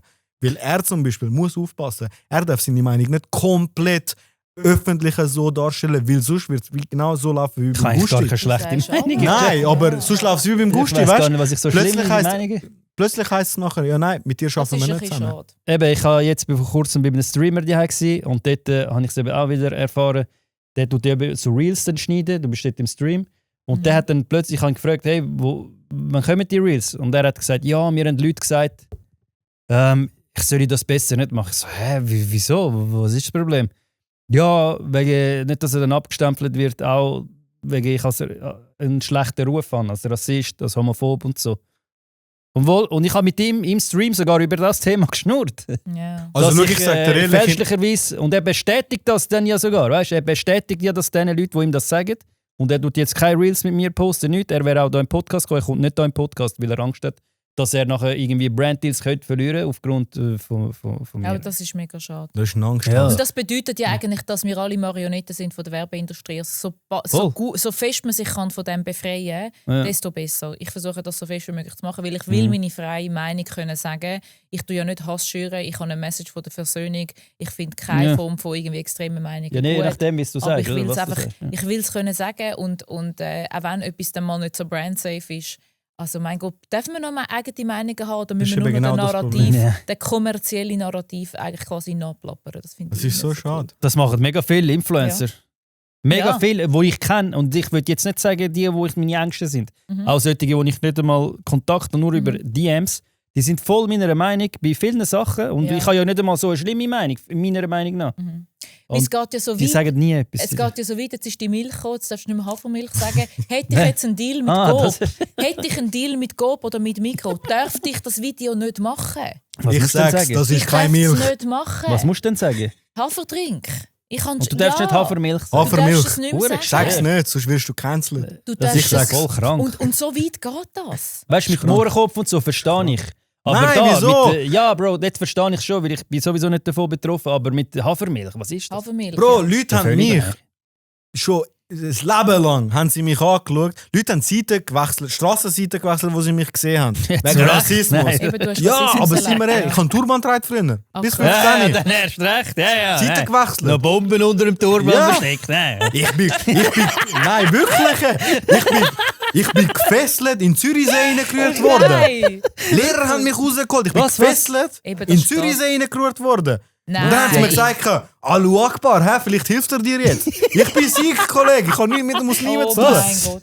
Das ist Rassismus. Aber habe ich irgendetwas Das sind gesagt? das Schweizer oder gemacht? gewesen, Nein. Ja, sicher. Aber das ist einfach schon absurd. Weisse Leute, es ist krank. Das ist krank. Es ist krank. Was hätte ich Da gefesselt? könnte ich oder einen nicht? neuen Jetzt, Podcast aber darüber jetzt, machen. wie du kommst und du sagst, ich hätte gerne eine Frau, die im Haushalt ist und ich finde, das regt jetzt alle auf.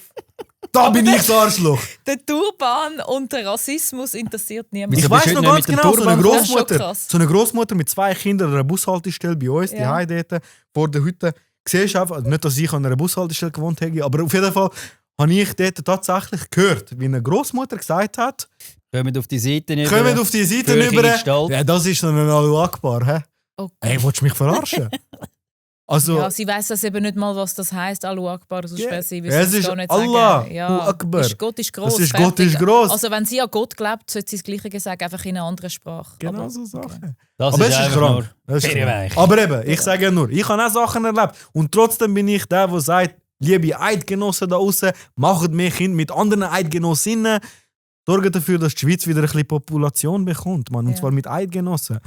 Die ganze Zeit heisst es von wegen, die Huren Immigranten und Ausländer. Melken und so. untereinander, keine Ja. Ausländer. Nein, Ja, aber ich ja. finde es Ich auch. habe eh schon Nein, das verloren. hat jetzt nicht mit Brandsafe zu tun. Ich finde es auch sonst ein kompletter BS. Ich finde, jeder soll einfach. Nein, also so das Rassistenzeug, also ich check's wirklich nicht. Ich finde es mega krass. Du Ja hast gut, mir ich die rede auch beste von Frage- den Weißen. Ich sage Sie ja hat auch, mir- ihr Weißen. Sie Aber hat- schau den Kontext an. Also weißt du, es kommt immer darauf Aber an, was ich der laufe Kontext nicht ist. durch die Gegend und sehe weiss Color, Genau. dies, das, Frau, Mann. Ganz ehrlich, Ja. wenn ich im Geschäft auch zu tun habe, ich tue mir nicht überlegen, oh, jetzt rede ich mit einem Mann, jetzt rede ich mit einer Frau. Es geht um die Ja, es Sache. sind einfach Es ist alle immer gleich genau, es scheiße, sind Punkt. Alle gleich gut. Gleich behindert, alle gleich gleich, scheiße. alle gleich wertvoll, alle gleich haben die gleichen Möglichkeiten. Absolut. Und ja, die einen Männer können rechnen, die anderen Frauen können rechnen. Ich kann nicht rechnen, es gibt Männer, die können nicht rechnen. Wie wir Heutzutage gibt es für alles ChatGPT. Okay. Ich muss gar nicht mehr können. Okay, ja. fertig. Ist gut. Ja, das Ja, letzte bitte. Wort immer am Mann, ist wichtig. Ui, Sehr wichtig. Herzbruch. Ist das, was du mitnimmst von Hey, dem? ich liebe Männer, weißt, ich liebe Männer hoffe. wirklich. Ich meine das auf eine persönliche, geistige Art und Weise. Und Männer haben mich auch immer sehr gut behandelt, weil ich sie auch immer mit Respekt behandelt habe. Und ja, und ich kann ihnen nicht Ja. immer das geben, was sie wollen, aber ich bin immer respektvoll gewesen. Und das ist meine wie soll ich sagen, mein Botschaft. Geheimnis. Oder Mein Erfolgsrezept mit Männern. Und ich habe so gut, und sie haben wirklich auf mich geschaut und ich habe Mentors und alles. Es funktioniert super und ich finde, Männer sind tolle Menschen. Ja. Ausser Inder mit Turban. Nein, alle. Nein, ich bin auch im Oman mit meiner blonden Kollegin. Wir sind so respektvoll behandelt worden. Vom Taxifahrer. Er hat uns überall angebracht und wieder abgeholt und alles. Er hat auf uns geschaut. Also grundsätzlich muss ich sagen, Punkt Nummer 1, wir müssen aufhören, die ganze Zeit einfach alle gegeneinander hetzen. Nein, genau. Das muss aufhören. Ich meine, die ganze Zeit heisst, Muslime sind scheiße etc. Ich meine, wenn du anschaust, Nahen Osten, Dubai, Abu Dhabi, klar, wir haben eine schwierige Zeit aktuell, aber das sind eigentlich, bei denen läuft es, die haben keine rechtsextremistische Terroranschläge oder so. Die kicken nämlich die Leute einfach raus. Es funktioniert. Ja, beim Nahen Osten haben wir Probleme nicht wegen den Muslimen. Genau, das hat nichts mit Religion zu tun. Nein. Also bei ihnen funktioniert es. Wieso läuft es bei uns nicht? Punkt Nummer 2. In meinen Augen, ich kann nur für die Männer reden, respektive zu den Männern reden. Dort ist mir einfach wichtig, dass einfach jedem Mann klar ist. Bist verantwortungsbewusst. Sorg dafür, dass du dich selber reflektierst, dir selber ein Feedback gibst, dass du dafür sorgst, dass du dich verbesserst. In deinem eigenen Umfeld. Für deine Leute, für deine Familie, für deine Beziehungen, die du hast, die dir lieb sind. Sorg dafür, dass du verantwortungsbewusst bist. Alles, was du machst, hat Konsequenzen. Bist dann bewusst. Alles, was du früher gemacht hast, hat heute Konsequenzen. Und was du heute machst, wird Konsequenzen in der Zukunft haben. Sorg dafür, dass du insbesondere Frauen, weil so bin ich erzogen worden, sorg dafür, dass du Frauen auf Hand haltest, sie wie Prinzessinnen oder Königinnen behandelst, dass du dafür sorgst, dass es ihnen gut geht, weil dann kommt nämlich die gleiche Energy auch zurück. Ganz einfach. Sie werden dann umgekehrt gesehen ist es aber genauso. Ja, sie werden dafür sorgen, dass es dir gut geht. Ich sage ich nicht, ja, ist gut und schluck. Ich sage dann auch meine Dings. Hey, natürlich sollst du einander gut behandeln. Wenn du einander liebst, sollst du dich gegenseitig gut behandeln. Das ist ja selbstverständlich. Etwas ganz Normales ist das eigentlich. Etwas ganz Normales, ja. Wo man eigentlich gar nicht darüber diskutieren müsste. Jetzt darfst du noch einen Abschlusssatz sagen, wenn du willst. Die Kamera. Also das ist der Abschlusssatz. Also, noch einer. Für die Leute, meine ich. Für die Leute. Ich hoffe, die sich die Zeit genommen haben, um die 2,5 Stunden jetzt hier durchzumachen, dass euch klar geworden ist, dass nicht jeder Mann ein Arschloch ist. Dass es nicht immer ständig darum geht, dass man Leute muss unterdrücken oder dass man ein Macho muss sein oder sonst irgendeine Art von Dominierung von irgendetwas, sondern bist einfach verantwortungsbewusst, bist da für deine Leute, bist da für dich selber. Willst du dich jetzt nicht noch vom Andrew Tate distanzieren, ganz klar? Ja, hättest du so einen Abschlusssatz. Also weißt du, dass das wirklich... Der Andrew Tate ist Andrew Tate hat sein Leben. Du kündigst dein Abo bei ihm. Joben Singh Bajwa ist sein eigenes Leben. Ich kündige mein Abo sicher nicht bei ihm, weil ich verdiene Geld durch das. Und ich sorge dafür, dass ich dort dabei bin, wo ich Geld verdiene und wo es für mich moralisch und ethisch aber auch stimmt und im Einklang ist zu den Werten, die ich von meiner Mutter, von einer Frau bekommen habe. An dem Punkt, wo ich nicht zustimme, stimme ich nicht zu, aber das muss ich nicht übernehmen, sondern ich übernehme die Punkte, die er gut macht, die übernehme ich, macht dasselbe auch bei mir. Ihr müsst nicht der gleichen Meinung sein wie ich, übernehmt aber die guten Punkte. Aber es gibt auch Finance-Typen wie ein Ray Dalio, die nicht nur frauenfeindliche Messages drin haben. Safe. Ja, den habe ich sogar letztens gerade gesehen. Aber das SRF hat mich nur vergleichen mit dem. Ich habe auch Geld verdient an der Börse. Ich konnte auch den Bitcoin kaufen, der bei 3'500 war, ohne den Andrew Tate. Ja. Safe, fix. Aber wieso will ich nicht vergleichen mit diesen Leuten? Weil er polarisiert, es gibt Klicks, das sorgt für Spaltung. Eben, darum hättest du dich jetzt von ihm distanzieren. Wieso du könntest das Abo künden. Du kannst ja ohne den Geld verdienen. Du absolut, den nicht. Aber es wäre falsch. Es wäre falsch, wenn ich würde sagen... einen, der Menschenhandel betreibt, zu unterstützen mit 50 im Monat. Du sponsorst das. Nein, ja. Ich will gar nicht über das hier reden. Für mich ist einfach wichtig, macht das, was euch selber weiterbringt in eurem Umfeld. Es ist Player versus Player da draussen. Jeder schaut auf seinen eigenen Arsch. Wenn ich auf meine Familie, auf meine Mitmenschen, ich habe über 130 Leute, wofür ich schaue, wenn ich auf die kann schauen und dafür kann sorgen, dass es ihnen finanziell gut geht, tagtäglich, Woche für Woche, Monat für Monat, ob jetzt das eine oder andere Wissen von dort kommt, von einem Andrew Tate von mir aus, oder aber auch, es gibt noch ganz viele andere, es gibt noch Grant Cardone zum Beispiel, es gibt noch ganz viele andere, sehr, sehr gute Verkäufer, Mentoren, die es da draussen gibt. Wenn man überall die richtigen Puzzlesteine nehmen und mein eigenes Bild machen kann, zum Wohl von meinem Umfeld, dann mache ich das. Aber du hast doch einen Einfluss und wegen dir können vielleicht andere jetzt auch dort ein Abo abschliessen und sie tun schlussendlich ein Mindset und eine Ideologie unterstützen, die höchst gefährlich ist. Das ist eben der Unterschied. Wir reden hier nicht von Robotern, das sind Zuschauer, das sind Menschen. Du kannst doch wohl Business, die Art und Weise, wie man Sales macht, unterscheiden mit wie man aber über Frauen redet. Die jungen Teenager können das nicht, die gehen dann da oft in das Narrativ rein.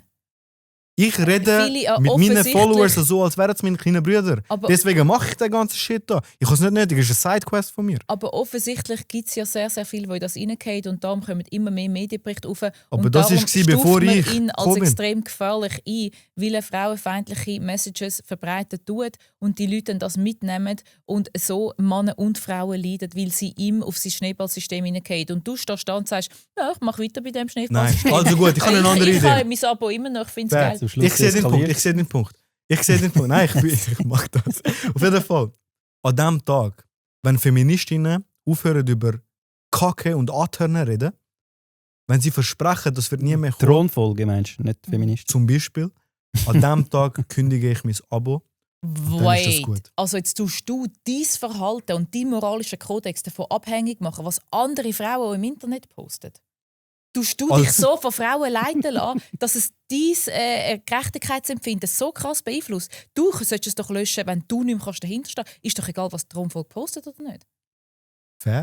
Aber zum Schutz von meinen kleinen Brüdern und allen kleinen Brüdern, die ich in diesem Land habe, möchte ich eine Stimme als gegenpolarisierenden Punkt darstellen, um dafür zu sorgen, dass es eben nicht eskaliert auf der anderen Seite.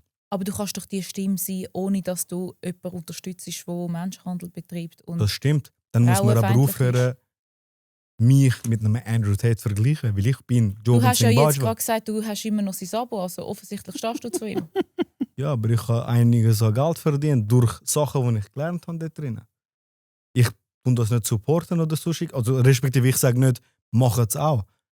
Das ist meine persönliche Meinung. Aber hättest du es nicht Ich habe ohne mit dem ihn auch Mirko, können verdienen? der eine Anzeige bekommen hat vom Schweizerischen Fußballverband, ich habe gut mit ihm und ich habe einiges von ihm gelernt. Soll ich jetzt mit ihm Kontakt abbrechen, weil er von allen anderen abgestempelt worden ist als Rassist? Überhaupt nicht, weil ich sehe das Aber den Gute in Mirko ihm. kannst du jetzt nicht mit ihm Andrew Tate vergleichen. Wieso nicht? Gehst du? Jeder macht's. Nein.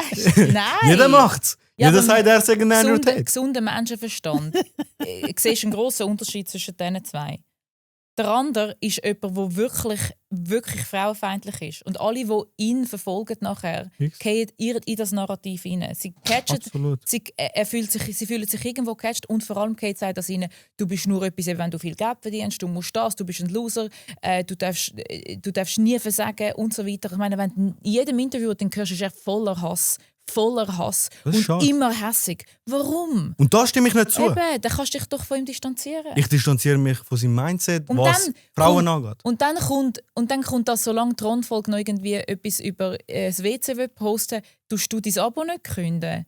Ja, weil es ist ja so Dann wie tust du genau dich gleich. ja, dann tust du dich Unrelevant. ja von ihnen eigentlich beeinflussen lassen. Das Ja, hat doch aber es ist nichts mit dir irrelevant zu von tun beiden. haben. Das überhaupt noch auf. Es ist irrelevant von beidem.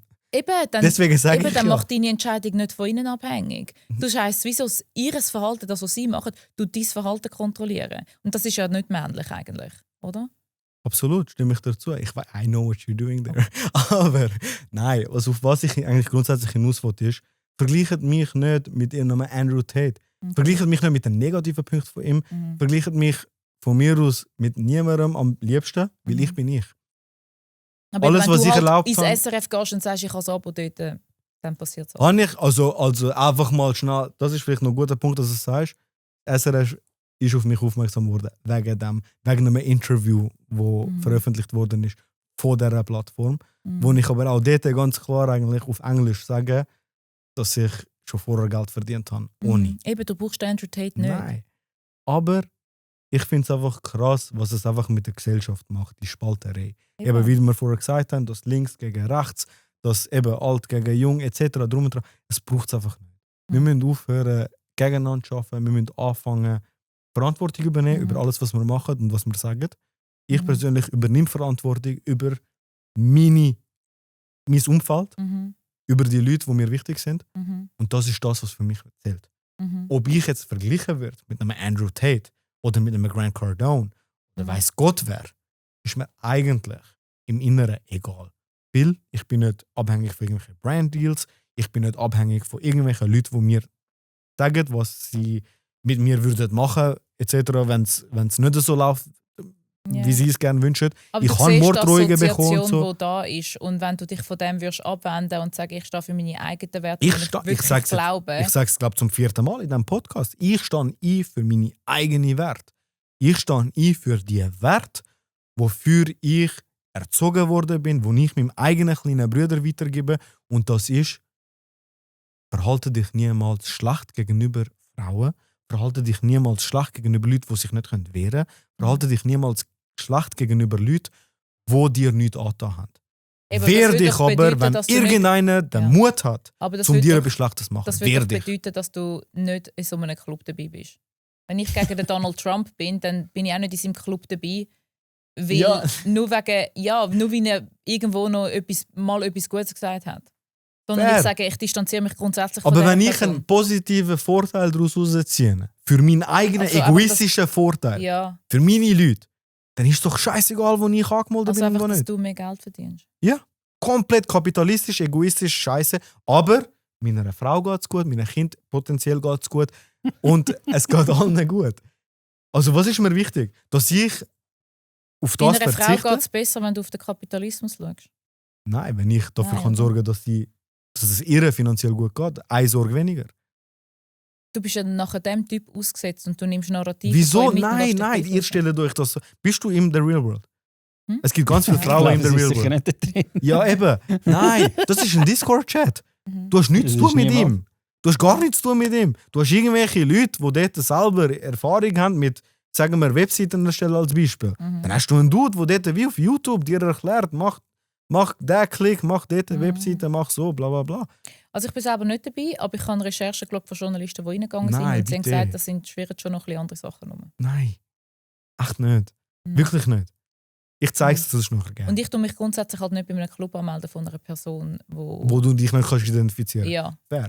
wo Fair. genau zur Aber- Spaltung beiträgt, genauso wie Es hat ganz viele gewisse Frauen andere dort drin. Es hat sehr viele Frauen dort drin, die selber Kinder haben und sich selbstständig haben können machen durch die Schon. Informationen, die sie bekommen.